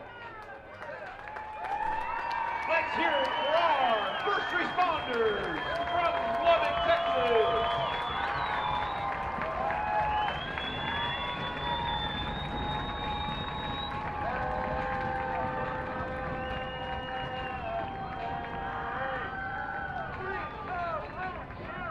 Thank you, Lubbock PD. Thank you, Lubbock Fire Rescue.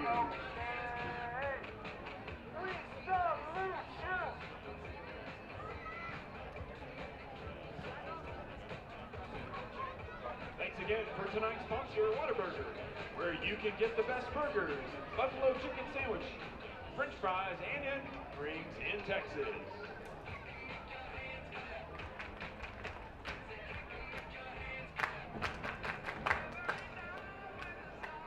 Thank you, Lubbock Cooper ISD, for your support and sharing your beautiful home. Matadors are honored to play in Pirate Stadium during our 2023 NPSL season.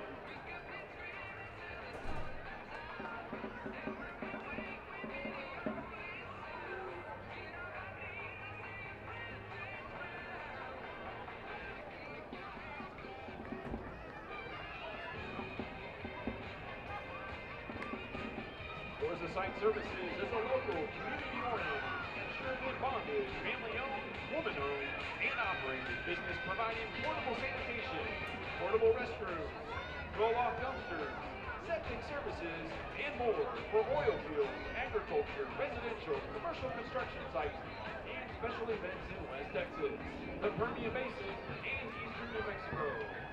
Their experienced team is available 24/7.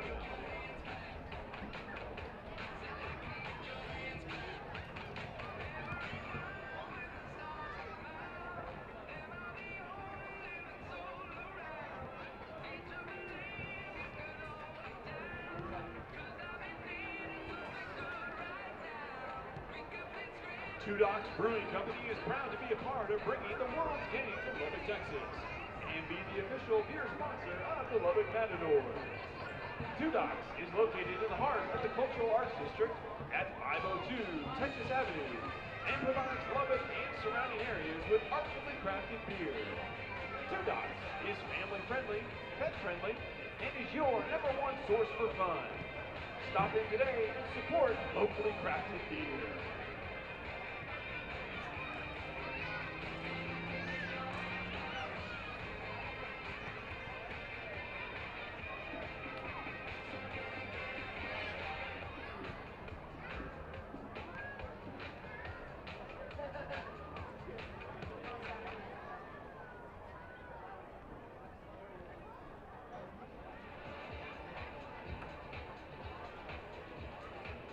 Tom and Vicki Walters with Kings Highway Charters and Tours are very proud to partner with and be the official transportation for the Lubbock Matadors Soccer Club.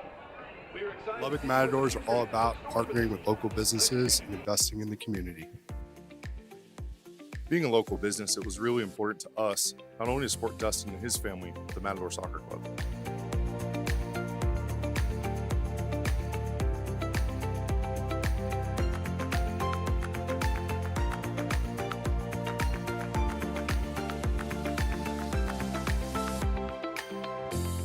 Three, two, one, ready, ready, set, go. Ready, ready, set, go. Set, go, set, go.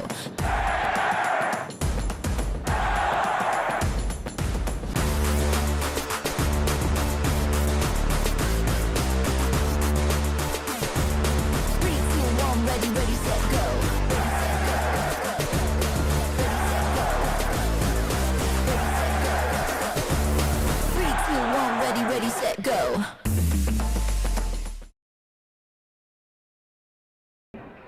Welcome back to Pirate Stadium at First United Park. Devin Ward here alongside Coach Vaughn. Coach, halftime's almost over.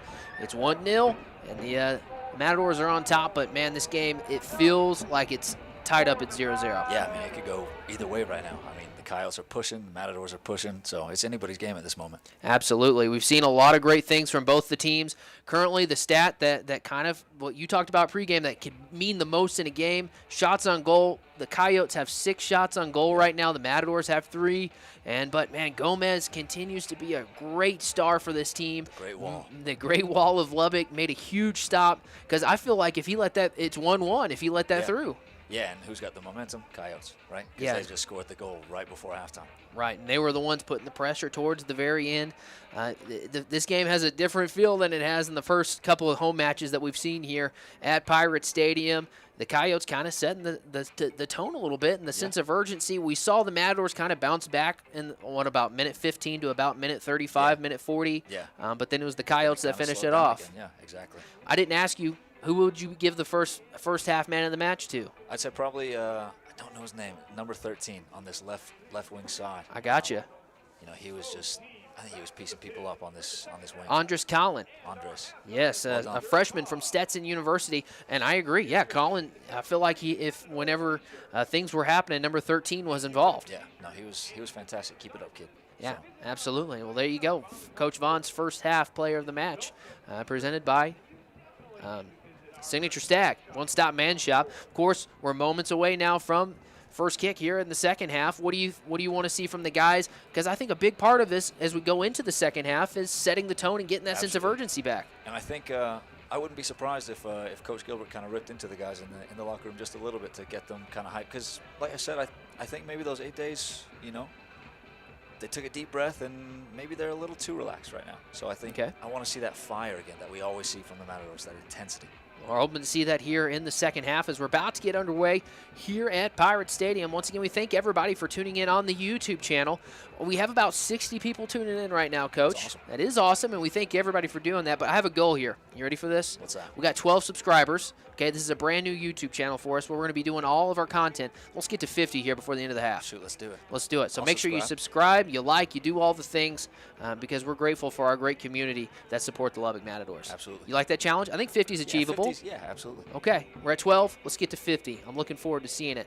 Guys, of course, the Matadors rocking the red, the Coyotes rocking the all-white, and I really loved what I saw from their go-to goal getter, Albert Campbell. He's got 3 goals on the season, and I felt like he was kind of setting the tone. He's electric, yeah. Yeah, he's their forward. He's the guy that they got up front with the ball, and I loved what he was able to do. Yeah, he's a presence. I mean, especially we keep going back to it, but that volley that he had at the very end of that first half, I mean, that's dangerous. Coach, what does it mean to be emotionally intelligent? Man, you keep. We had all halftime. You could have asked me this question. Emotionally intelligent. I keep getting you right.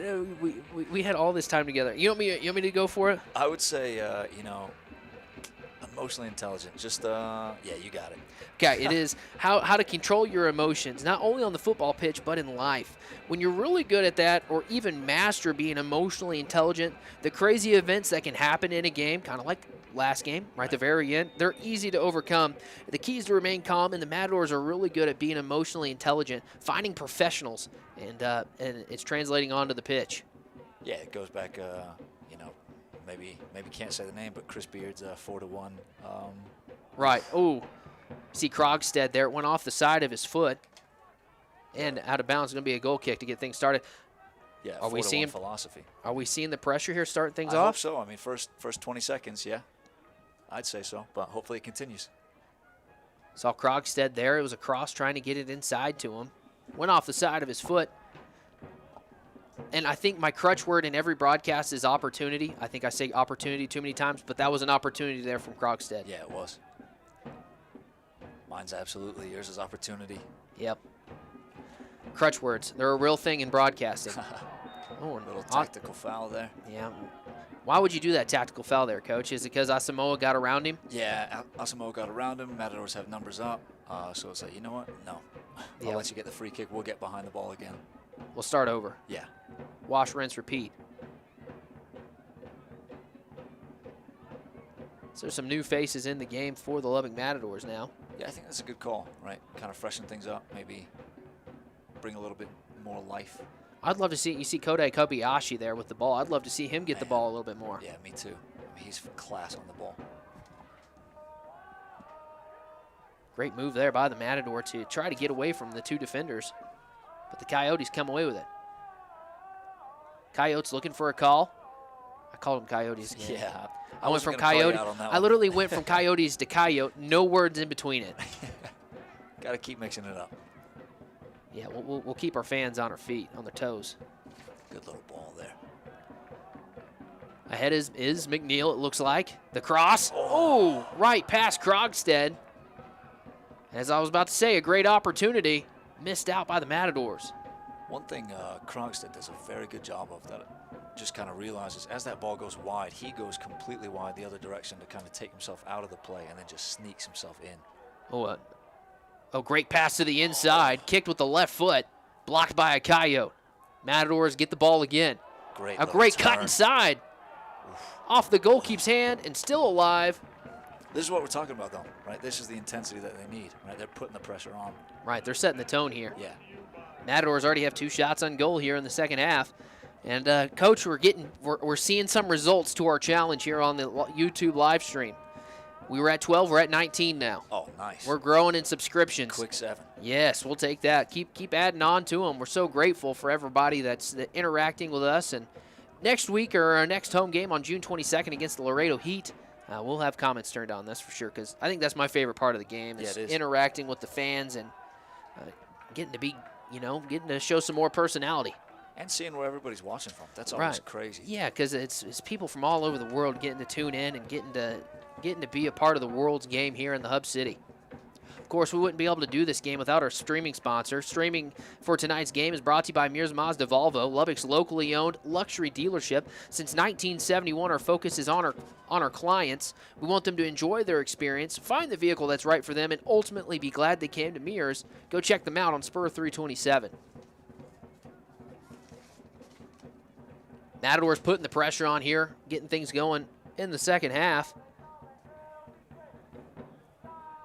Do you think are you seeing a different style of play, or are you just seeing more aggression here, Coach? I think, yeah, just more intensity, more aggression. They're, you know, they're playing the same style that they kind of were through those 20 minutes of the first half where they were playing well, but they're just doing it at a higher tempo. A header cross. Oh, man, a header opportunity. There's my crutch. Inches away.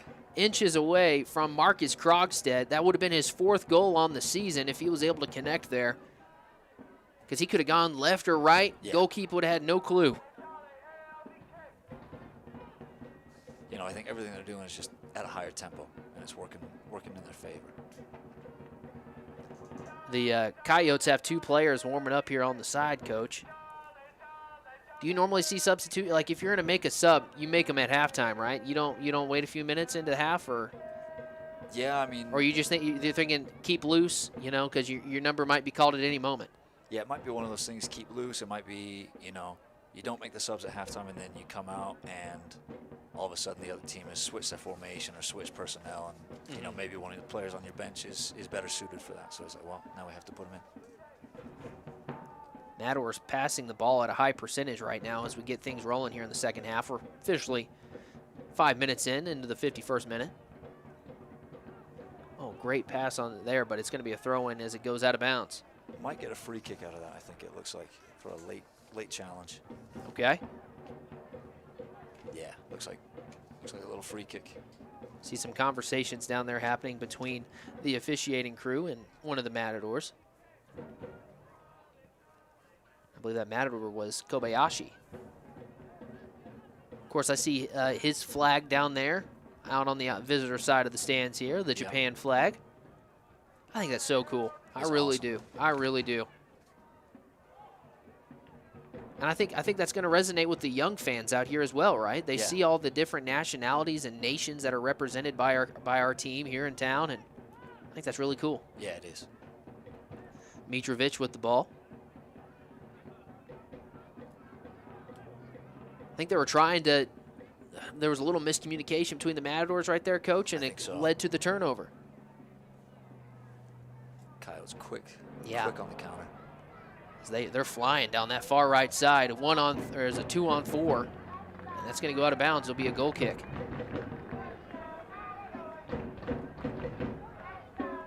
Coach, you going to go to Whataburger after this? I might. I'm getting hungry. It is our game sponsor, and we know you've tasted it, and you loved it. And guess what? Whataburger's Buffalo Ranch Chicken Strip Sandwich is back. Chicken strips, buffalo sauce, buttermilk ranch, and Monterey Jack cheese combined to be perfectly spicy. Available for a limited time. Could you imagine adding like spicy ketchup with the fries on that, man? Elite. Yeah, I might not get up from that coma. Good little move. Saved by the keep there.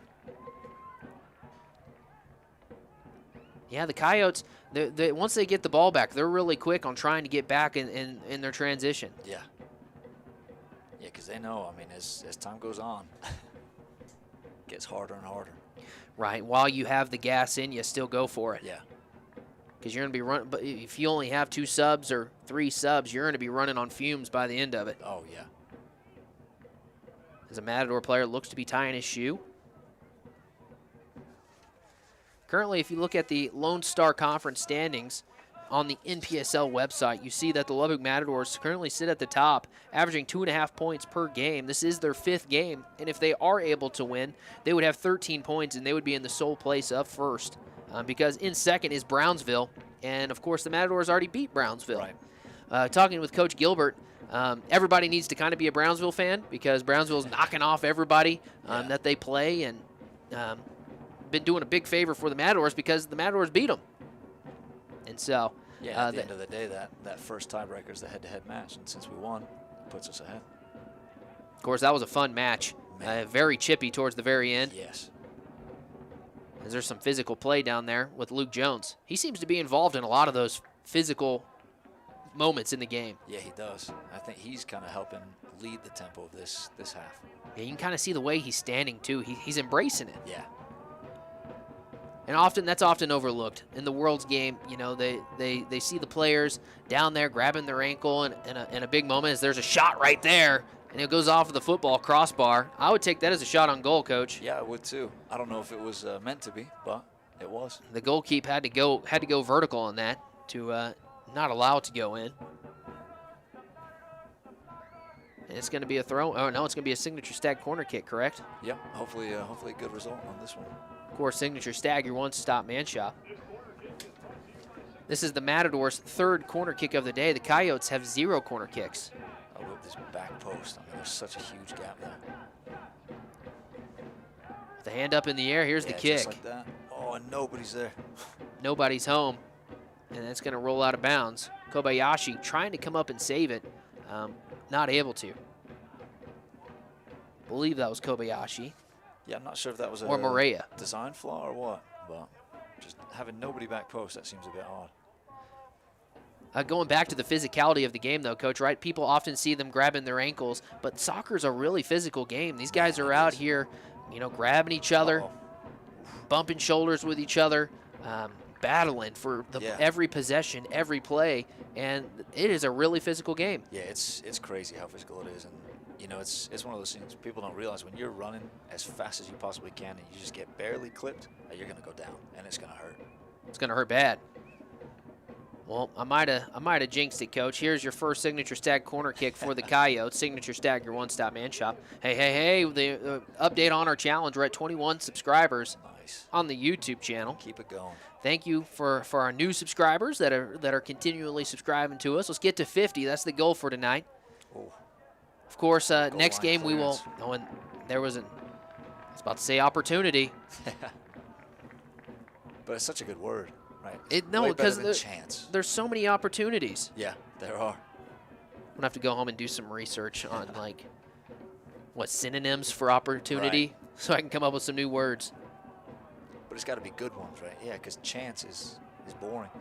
Right. The camera operator there almost got hit. Yeah, that was Coach. close. Well, and that was back-to-back moments because the camera operator here on the 40-yard line that's getting the video of the fans almost got hit. Got to keep your head on a swivel out there. Of course, we're grateful for our camera operators and our camera crew here with Lubbock Cooper Athletics. Without them, we wouldn't be on the air tonight. Out there putting their bodies on the line. Yeah, they're out there working.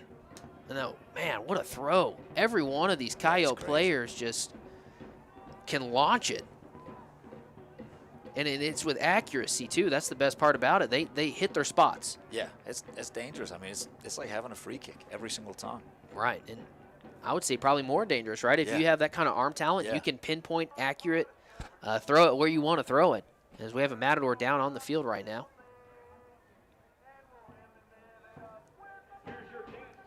Yeah, I'm loving seeing this number go up on the subscriptions. We appreciate it. Of course, we talked about our next home match. It is on Thursday the 22nd at 7:30 against the Laredo Heat. This will be one of the Matadors' biggest challenges at home, so we need all of the 806s to come and support, be in the building, and help continue what hopefully is the home field winning streak. Tickets are on sale now at LubbockMatadors.com. You want your face in the place, but if you're not able to make it, of course, we'll be here live on YouTube, and that's why it's important you subscribe, because by the time we go live, and if you are subscribed, there's some physical play there. A lot of off-ball pushing and shoving there between two players. Yeah, it's going to get chippy pretty quick, I think. Because both teams know, you know. Yeah. First of all, Central Texas does not want to have to drive 6 hours back home after something disappointing, right? So they're going to give everything they have, gas pedal down for the last 30. Yeah, and I mean, they're very much in this game, and they know it. Everybody knows it. Yeah, they're one kick away from knotting this thing up. Yeah. And they've been close. Yeah, quite a few times. But now the shots on goal stat margin that we think is pretty important up here in this press box is equaled up. Could the Matadors take the lead on it, and they don't there as it goes out of bounds. Yeah, we're knotted up at 6 here, Coach, on shots on goal. Nice. The Matadors closed the gap here early on in the second half, and that was something we talked about at halftime, is kind of setting the tone. Be the aggressor, and the Matadors have. Speaking of being aggressive, here's a great opportunity to be aggressive. A signature stag corner kick. Signature stag, your one-stop man shot.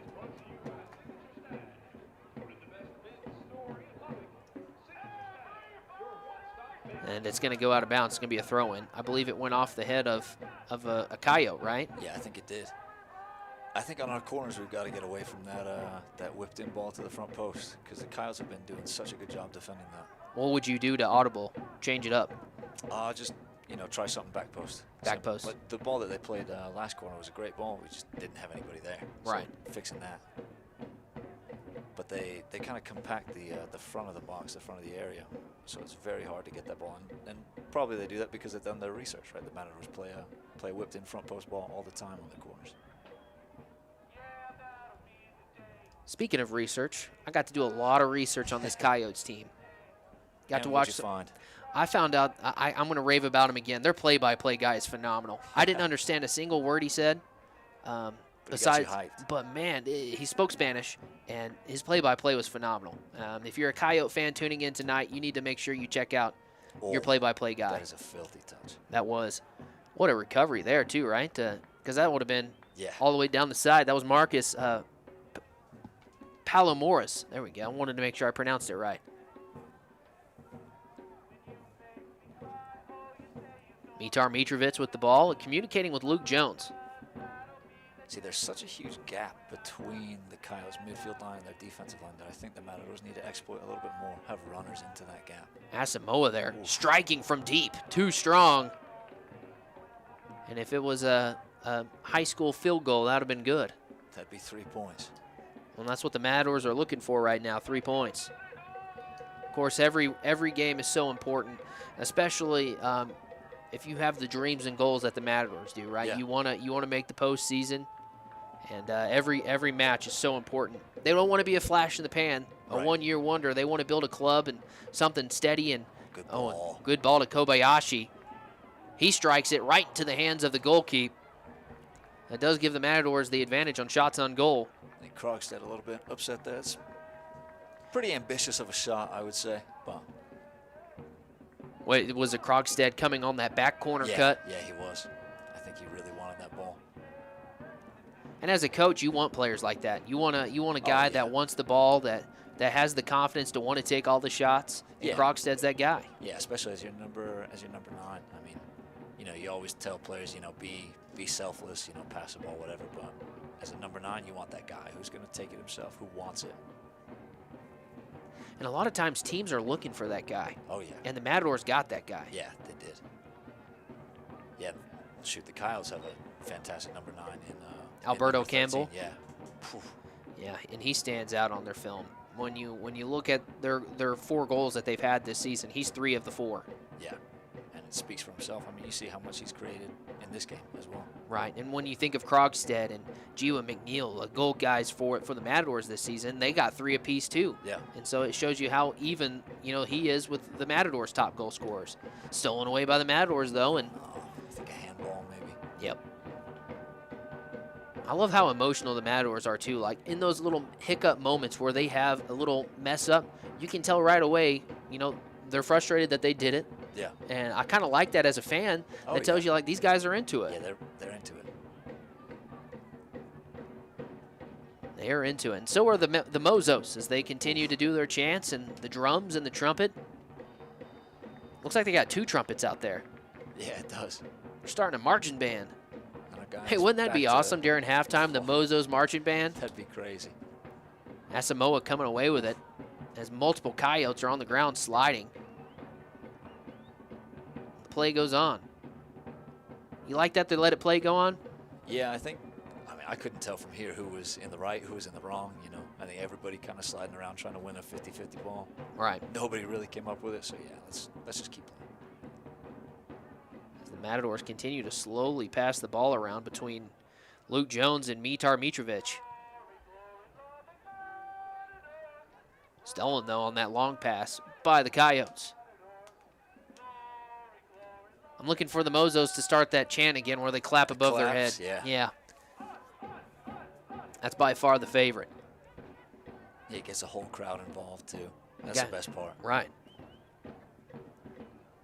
Let's exit out of this live stream real quick to see how many new subscribers we got, huh?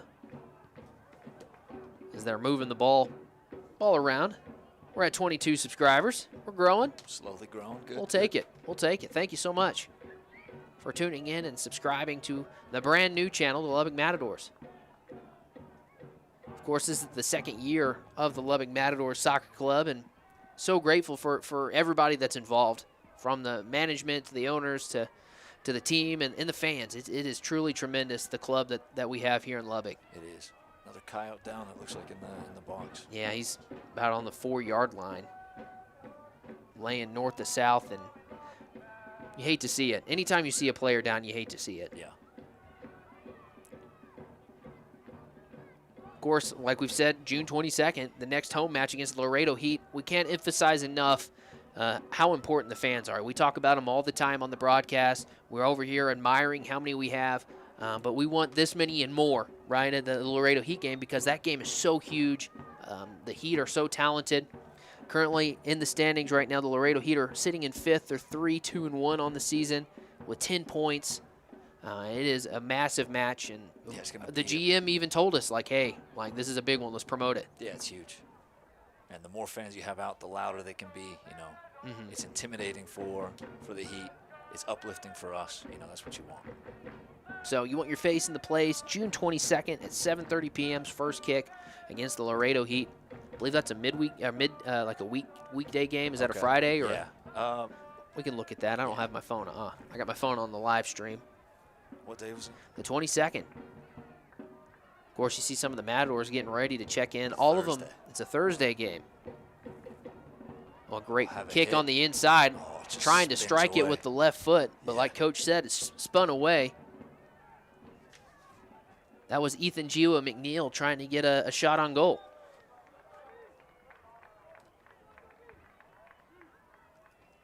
So here's a free kick, or a goal kick, rather. Maybe for the Matadors? Yep, got multiple subs checking in. I see Pablo Diaz getting ready to check in.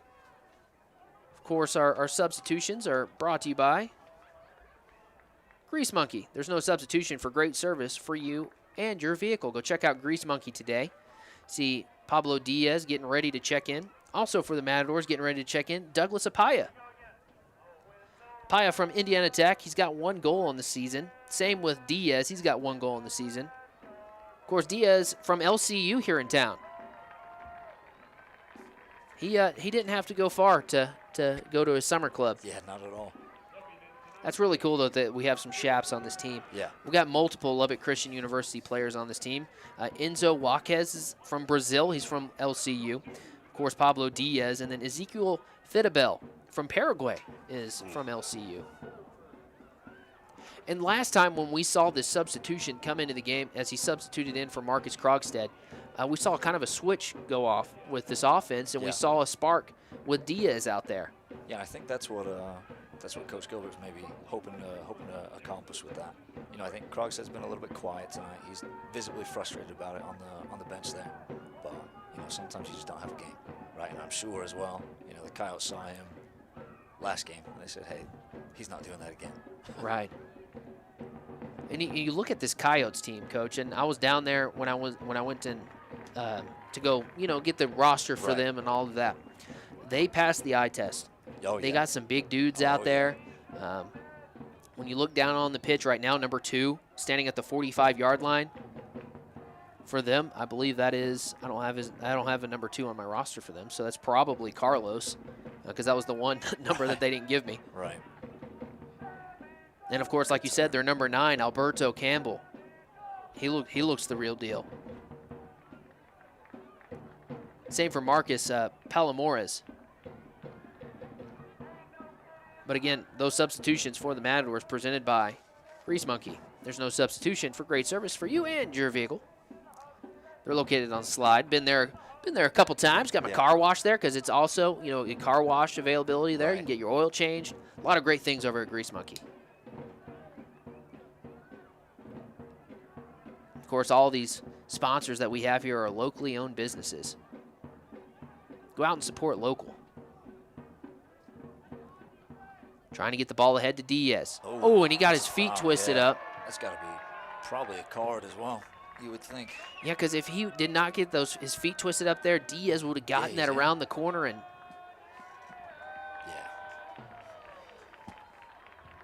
Diaz breathing pretty heavy after that. Got a free kick here. Got Mitar Mitrovic and Luke Jones standing over it. Last time you said you would let Luke Jones take it, and Mitrovic took it. I think from here you got a shot on goal. I don't know. It's a pretty tough angle. Me personally, I would whip it in, serve it into the box, but everybody's different. Right. So here it is. Luke Jones takes it, whips it into the middle. And they clear it out. Alberto Campbell climbing the ladder there and clearing it. I feel like that had a good spin on it, and that could have whipped in. Yeah. That was a nasty-looking ball. But with that header by Campbell, it's going to be another Signature Stag corner kick. Signature Stag, your one-stop man shop. This is the Matadors' 4th corner kick. Ooh, and Diaz tried to poke that one in there. It was 3-on-1 where he kicked it. Looks like we get another. Yep, we're going to have another Signature Stag corner kick. Signature Stag, your one-stop man shop. You thinking back post? Yeah, or do you like what you did there? I mean, that was a good ball. Just staying away from that front post, I think, right now. Yeah. Back post. Trying to head it in. They did make contact with it. Oh, keeper does well to keep that in. He didn't want another corner. He's tired of it. Right. Trying to see on the Matadors. It was Douglas Apaya there that made contact in the box. And you saw him as he was taking a step back or two. He knew he hit it. Yeah. As Gomez sends that to the grease monkey sign on that far side. Of course, for the Matadors, Coach, they don't have very many games after this. You look at the schedule, you got 4 away games and 2 home matches that are on the schedule still. Of course, they might add another 3rd home match. Right. But your opportunities to come see the team are dwindling. Man, it's gone by fast. It has. You blink and it's almost over. Yeah, uh-oh. And I remember thinking, ooh. Player looking for a card there or something inside the box. That was Edgar Soto. Ends up getting a corner out of it. Yeah, Maybe that's what he was appealing for. I'm not sure. Right. This will be the 2nd Signature Stag corner kick for the Coyotes. Oh, and here's my chant, Coach. Oh, yeah. They do the hands over the head. I think that's perfect for a corner kick, right? Yeah, no, it is. Because it's intimidating. It makes the player that's doing the corner kick think about it. Here's the kick. Had a great spin on it. And it'll be a throw-in for the Matadors. You're starting to see the Coyotes a little bit, right? You could see them being a little tired. Yeah. Oh, yeah. You see the Coyotes about to make their 2 substitutions.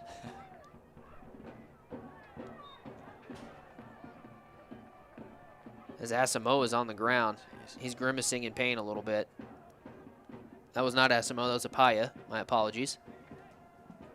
Favoring his right leg. I feel like Luke Jones and Mitar Mitrovic have been a pivotal part of the offense tonight, kind of setting things up. Yeah, I agree. And kind of surveying. Oh. As well as Lovro Horvat. He was involved in that right there. Yeah, I think Luke and Mitar, especially the second half, have kind of set the tempo for this team. When you got 2 forwards like those guys, you know, you can do a lot of great things. Yeah. Especially with their high percentage passing ability. I keep going to that ever since our conversation about it, Coach. Man, that's something I'd love to see us start to have. I don't know how you get that, but a little statistician that calculates all that. Yeah, yeah. Of course, this is an awesome game day experience for all of our fans, but when you think of game day, think local first. Cardinal Sports Center, serving Lubbock and the surrounding areas for 75 years. Cardinals is an official retailer for the Lubbock Matadors apparel. Go check them out today. Of course, Alliance Credit Union has served the South Plains community with lower rates and fewer fees for the last 83 years. And they're just getting started. Join the mission and enjoy the benefits of owning your financial future. Alliance, for people, not for profit. I think that I'm going to talk about the flags one more time, Coach, and I'll drop it after that. I think that adds a little dimension to the field too, right? Because I keep catching my eyes going back up to the flags, to the flags. Yeah, they always catch. It's such a cool thing to have them. Right. You can see some of the kids there on the screen. A lot of fans. That's beautiful to see, and a lot of youth. They're going crazy too. Great job by the camera crew there, going and capturing that. Because I know she had to set that up. I know initially there was 1 or 2 kids probably they were like, hey, put me on, and then like, let's get everybody. Beautiful to see. Yeah, man, this place is packed.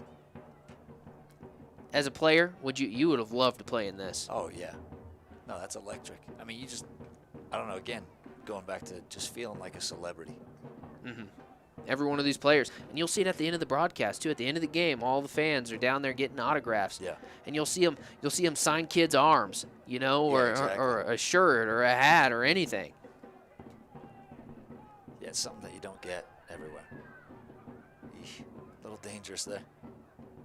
Right, Gomez had to sprint over there to get it, and he picks it up.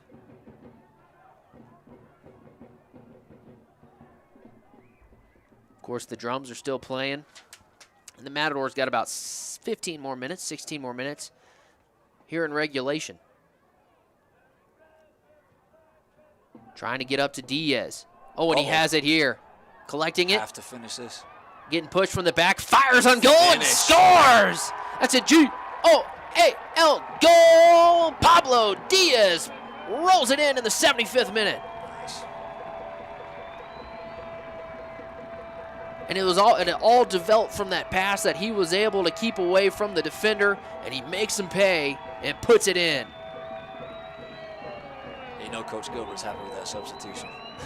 Absolutely. He's got to be fired up. The Matadors have a little more breathing room, but not enough. Comfy. Oh, look at these kids over here going crazy. They are. The smoke is in the air. And I wanted to honor the commentator for the Coyotes with his goal call, but if there's a third one, I might do it. Yeah, maybe there's another chance. With 15 minutes to go, I believe there's plenty of chances, right? Especially in this beautiful game that we're watching here tonight.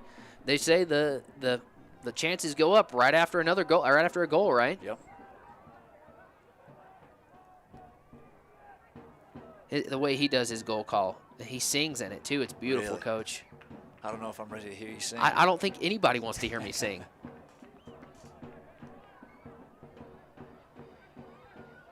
But it's beautiful, like a solid 15 seconds. Wow, that's impressive. Now I got a knot in my stomach thinking that I'm about to have to sing. You know what? I want to sing. Let's do it. I'm ready for it. Let's do it. Let's get another goal. That ball goes out of bounds. It's going to be a throw-in. I'm curious to see what the Coyotes will do here. If they'd rather just settle or they'll push. And if they push, then the game opens up, and then I think we definitely have more opportunities for goals. Well, knowing Coach Gilbert and his team, I have a feeling they're going to push. Oh yeah. Right. That's the style they like to play with. They like to be the aggressor, and they like to set the tempo.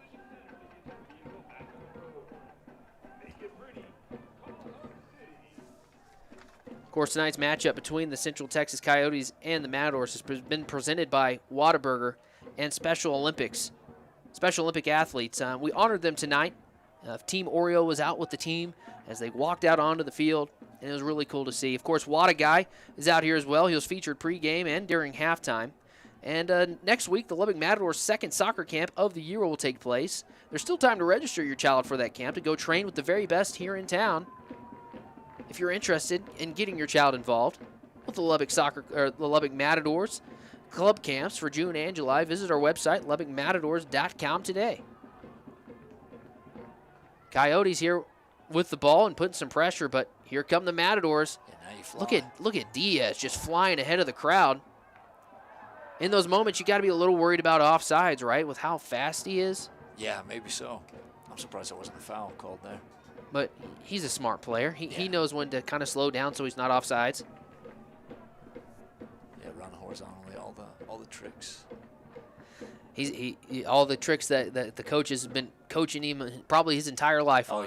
Oh yeah. Yeah, I mean if you got that type of speed, you got to learn quick how to deal with it. He is truly something special. And also talking about something special is Two Docks Brewing Company. Coach was there earlier today, and they're proud to be a part of bringing the world's game to Lubbock and be the official beer sponsor of the Lubbock Matadors. Two Docks, located in the heart of the Cultural Arts District at 502 Texas Avenue, provides Lubbock and the surrounding areas with artfully crafted beer. Two Docks, a family-friendly, pet-friendly, and your #1 source for fun. Stop in today and support locally crafted beer.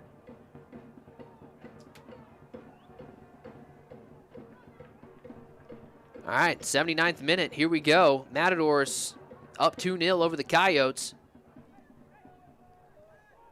And they're still putting some pressure. Oof, hard challenge. Coyotes, of course, though, still wanting to hang around in this game and continue to put pressure on the home team. Yeah, I mean, they've played so well for 79 minutes, you don't want to just give it up the last 10. Right. They've battled hard.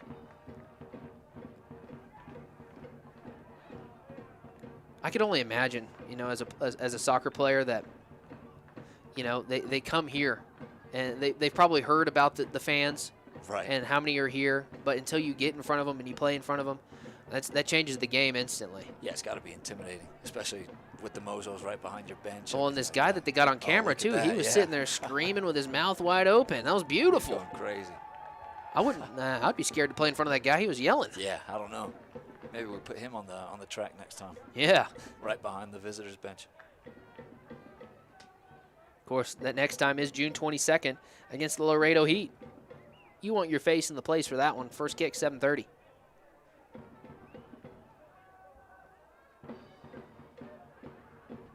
Moving the ball around is the Matadors. Physical defense by the Coyotes there. But again, you see the Matadors taking advantage of space up to Diaz.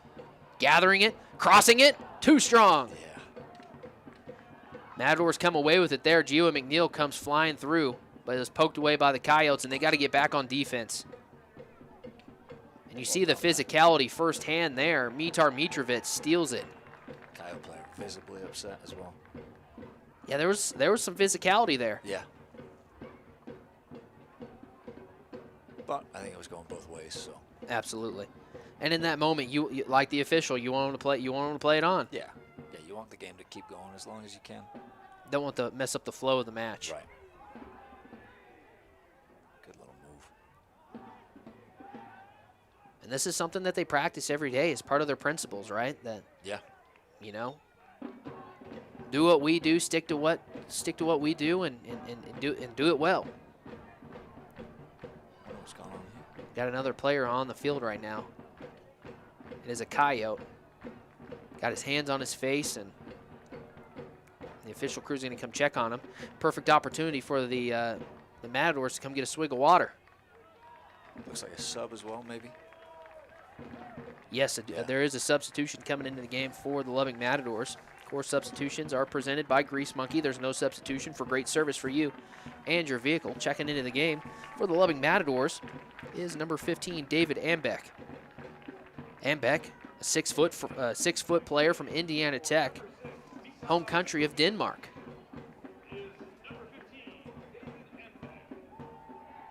Hear the PA announcer making that announcement there.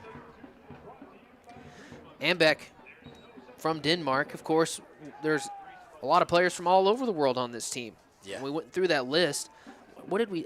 There's 24 players on the roster, and I think we said 17 or something. I think it was 17. You're right. I think it was 17 players from various countries from all over the world. Wild to me. I feel like that's normal, though, right? Yeah. In the NPSL and Yeah. Even just the college level in general. they just announced the total fans, and I did not hear it. Yeah, I didn't hear it either. Coach, I might have you take your headset off and go ask him. I'm going to mute your mic real quick. I can handle the duties while you're gone. All right, Coach is going to go figure out our total fan number for tonight. I think it's important. Diaz, though, battling down low in the box. Oh, and very physical play there, and there's going to be some stoppage right there. See the flag come flying up. Going and making that physical play was Douglas Apaya, the freshman from Indiana Tech, the forward, trying to put some pressure there. And you see the physicality playing out here on the soccer pitch tonight as we are in the 83rd minute, down the final stretch. 41-12 was the total. Let Coach come back on and say that. Here you go, Coach. The floor is yours. Perfect. Yeah, 41-12 is the total number in attendance right now. That is beautiful. Yeah, that's amazing. Numbers like that, one of the radio people that were downstairs, Sean Dillon from Rock 101.1, a great supporter of the Matadors as they, do their weekly show, told us that the USL, in their opening week, had one team with more fans than the Matadors did. Yeah, which is crazy. That's impressive. I told him that was the stat of the day. Yeah. Great tidbit there from Sean Dillon from Rock 101.1. But that kind of tells you the buy-in that this community has, exactly, and the potential to be able to climb the ladder, right, in the pyramid that is U.S. soccer. Yeah. And as the club continues to grow and continues to be successful, then you just, you think you see that number continue to rise. Right. And at the end of the day, man, numbers don't lie, Yeah, right? exactly. And like, if you can physically show we had this many people compared to Consistently. compared to this league, Right. which is technically considered a higher league, having less people. Right. I don't know. Well, if we were cooking something, we got the recipe for something special. Exactly. And again, in Lubbock, Texas, you're not in like Dallas or anything like this huge city. Right. It's The hub city's all in. 4,000 people. Wild. 4,112. Last week we had 3,028, but of course that game came right after a rainstorm that was going on for like an hour and a half. Yeah, I really didn't know if that game was going to happen for the longest time. Right. Yeah. You were That's what the texting whole me city of about it. Lubbock was. Yeah. Of course, our GM Dustin McCorkle said that he had 40+ missed text messages from people asking if they were going to cancel the game. Jeez. And at that, you can't get back to everybody. And No. if you don't know a definitive answer, then you can't get back to everybody. And so, over 3,000 fans for a game that it rained all day leading up to it. Right. It's phenomenal. And then game one, I believe, had 4,300 fans. Something. So, Lubbock showing up and showing out for the lone professional team here in town. Right, when you think about it, right? Because you got Texas Tech, right? Right. College. And this is a college town, Lubbock is, but Yeah. they have shown that they can support a professional team here in the Lubbock Matadors. And I really hope everything's all right with this Coyote player. Right, struggling. He's been down for a while. He's been down for, I believe, almost 2.5 minutes. Yeah. See the Matador players trying to stay loose, and I think that's key, right? Because Yeah, that's you've one of been the biggest things. you've been playing the whole time. You're gonna cramp up. Yeah. If yeah, you just especially put with the a brakes on 2, like 3, that. 4-minute break, man. And then you try to go back into playing explosive physical. Good luck. I know I couldn't do it. So in this moment, you'd be parking the bus, huh? I'm glad I finally got that saying down. Yeah. It only took me doing, what, 10 broadcasts to get it down, but we got it down. I feel like we didn't talk too much about parking the bus last year, though. No. I did with Coach Smith in the very last broadcast. Gotcha. He's a very defensive-minded coach. Of course, we've got a lot of great soccer coaches here in Lubbock. Yeah, we do. The game is growing, it's exploding, and you're a big part of that. Yeah. But that's got to feel good, right? I love it. I love doing as much as possible. Like coaching club, coaching high school, coaching up at Tech, everything. And you're traveling this weekend, right? Or this Yes, week? sir. Yes, Where you sir. headed? El Paso to go coach with Coach Gibbs down in UTEP. Okay. Yeah, Coach Gibbs, the old Tech assistant coach. It's like professional development for you. Yeah, exactly. Exactly. Exactly.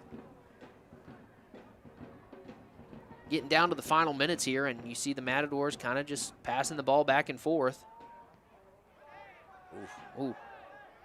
Luke Jones, I would say he accidentally stepped on the player. Yeah, I think that's one of those, it was a good tackle, right? And Your he's legs going are kind of twisted up, and you're trying to get out, but legs are moving. And Right, and he went and shook the hand of the player, Yeah. showing some great sportsmanship there. You love to see that by Luke Jones. no malicious intent whatsoever. But you saw all the players get around real quick just in case. No, and you love to see that, one, because they got their players back. Kode Kabayashi grabbing his knee there, and it looked like his knee hit the turf. See the Coyotes trying to help him up real quick. And this is class by both teams, right? Yeah. I think also part of it, it is class absolutely by the Coyotes. I think also they're like, hey, let's get this game going because, They got 2 minutes left. exactly. Crunch time at the professional game especially, if the team is up, they'll milk seconds out of, injuries and stuff like that. Yeah, you see Sam Gomez slowly making his way to the ball over here. Oh, yeah. It's all tactics, Exactly, They know yeah. what they're doing. They're professionals. Yeah, chew a little bit of clock here and there. I wouldn't doubt if a couple shoes accidentally come untied, whatever. If the turf monster accidentally bites one of them, Yeah, exactly. you never know. Just little cheeky things everybody does, right?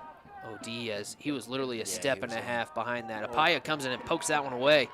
In the box, here we go, a shot. Stop there. That's their 9th shot on goal today. I think there you pass it. I think he went for glory on that one. I think you pass. And you saw Diaz on that opposite Yeah. side and let your one of your go-to goal guys put it in the back of the net. Especially, I mean, he's a right-footed player, so he brought his whole body around that ball. Diaz currently 2 goals on the season.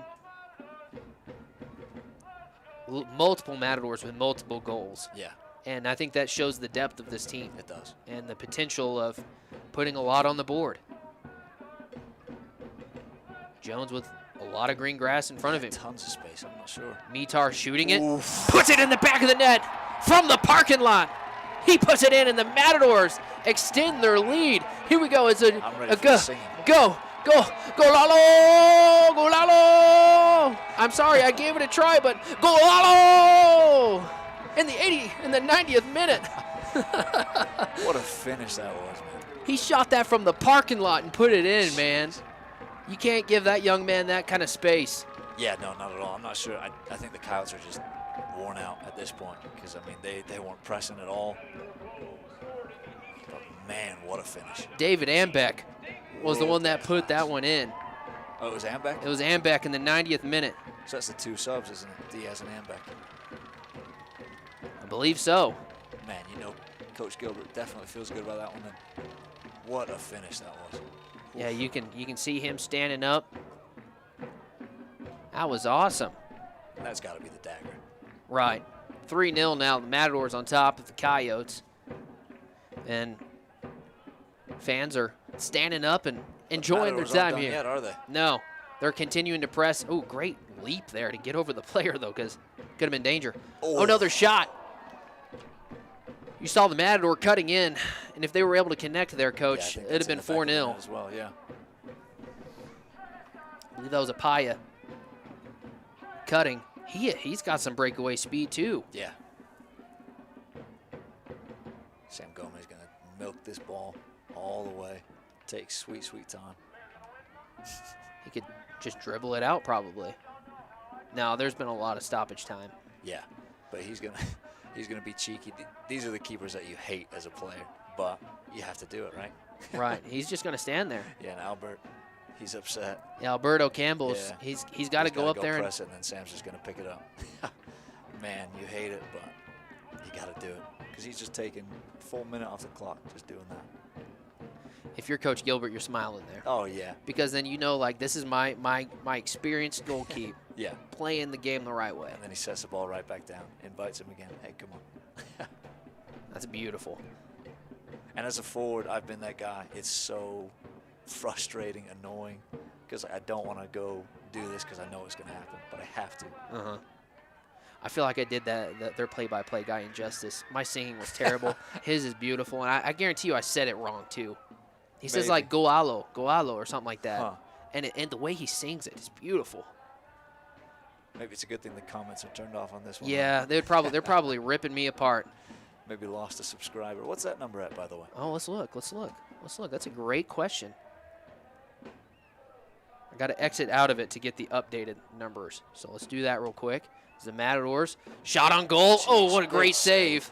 Great save. Last second, had to throw his arm up. We're at 26. Nice. Matadors, 10 shots on goal. No, that's 11 shots on goal. My apologies. Yeah, they've really stepped it up this second half. They went from late. They went from 3 shots on goal at halftime to 11. So Yeah. they've put 8 shots on goal, translating into, what was the score at halftime? 1-0? 1-0, yeah. Yeah, so translate those 8 shots translated into 2 goals.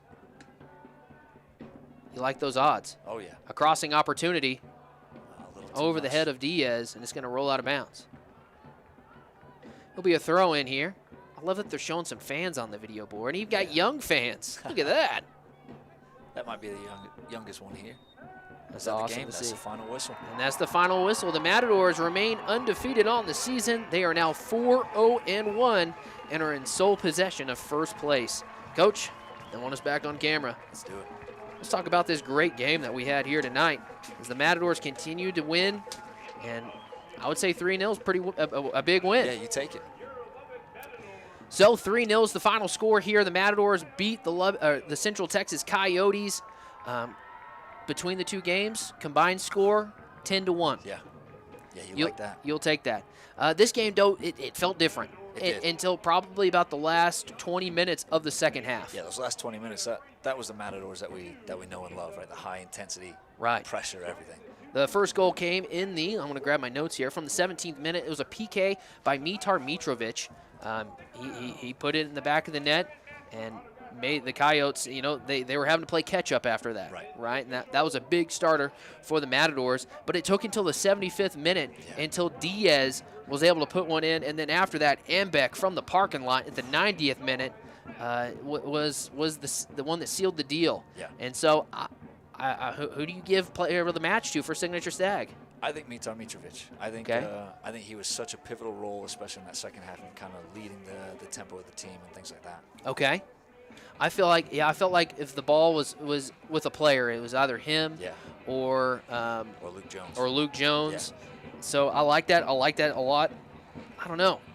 I'm still looking at. Let's go with Mitar. I like that. Good for him.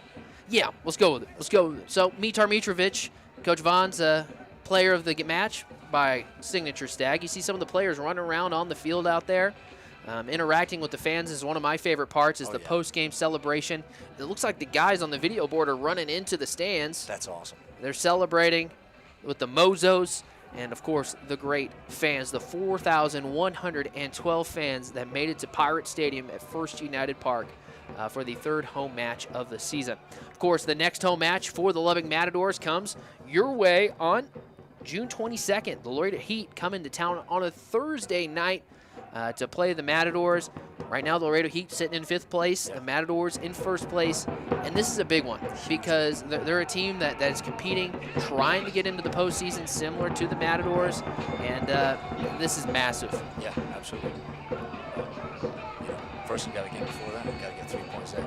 Which one is that? Don't we? Oh, we got 2 of them. Holy smokes, I'm messing up. We do. We got 2 away games. We are at CF10 Houston on June 15th, and then on June 17th, 2 days later, they're at Corinthians FC of San Antonio. Looking at Thursday, looking at the standings for the Lone Star, Corinthians FC of San Antonio is currently in 3rd. And then Houston is currently ranked 10th in the standings. And so that's a big one against San Antonio on the 17th. I'm going to have my eyes locked in on that broadcast, that's for sure. And then, of course, you want to come back to our broadcast on the 22nd as the Laredo Heat come to town for that pivotal game. Coach, what do you look to see? Because going on a 2-game road stand, it's kind of normal in the NPSL, but you're living life in the hotel a little bit, and that kind of changes things up. Oh, absolutely. Looking for, I guess, just kind of getting back to the intensity that we saw late in the second half. Yeah, continue to stack success. I think as any coach, you want to see you stack success, and that starts from now. Now for the Matadors, it's the rehab, right? Getting rest. Make sure you take care of your body, and then of course taking advantage of your practicing opportunities on the practice field. So, Coach, any final thoughts on tonight's game? No, not really. Not really. Well, I want to read this one more time before we get out of here. Today's broadcast sponsored by Mears Mazda Volvo, Lubbock's locally owned luxury dealership. At Mears, you'll find the best inventory, the best process, and the best prices. Since 1971, our focus is to provide our clients with an exceptional buying experience. Go check out our friends at Mears Mazda, as well as all of our great sponsors. Of course, today's game was sponsored by Whataburger. Coaching on Whataburger? I just might. Yeah, the spicy chicken sandwich or the patty melt or the #1. Anything, just plain and classic. Yeah, let's do it. We're going Whataburger. All right, Coach, great job tonight on the call. Looking forward to seeing you on June 22nd. Yes, sir. Let's do it. Until then, though, we hope you stay happy, healthy, and as always, go Matadors. We'll see you then. See you. The Lubbock Matadors are all about partnering with local businesses and investing in the community. Being a local business, it was really important to us, not only to support Dustin and his family, but the Matador Soccer Club.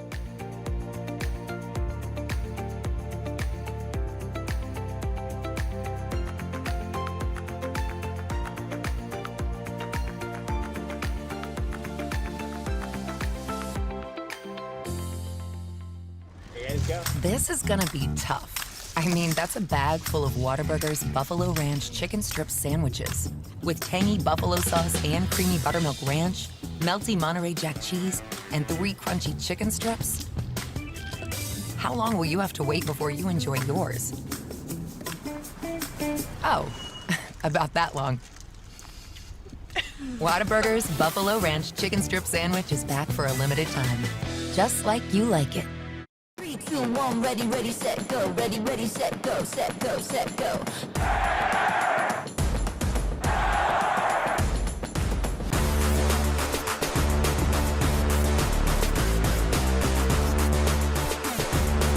2, 1, ready, ready, set, go.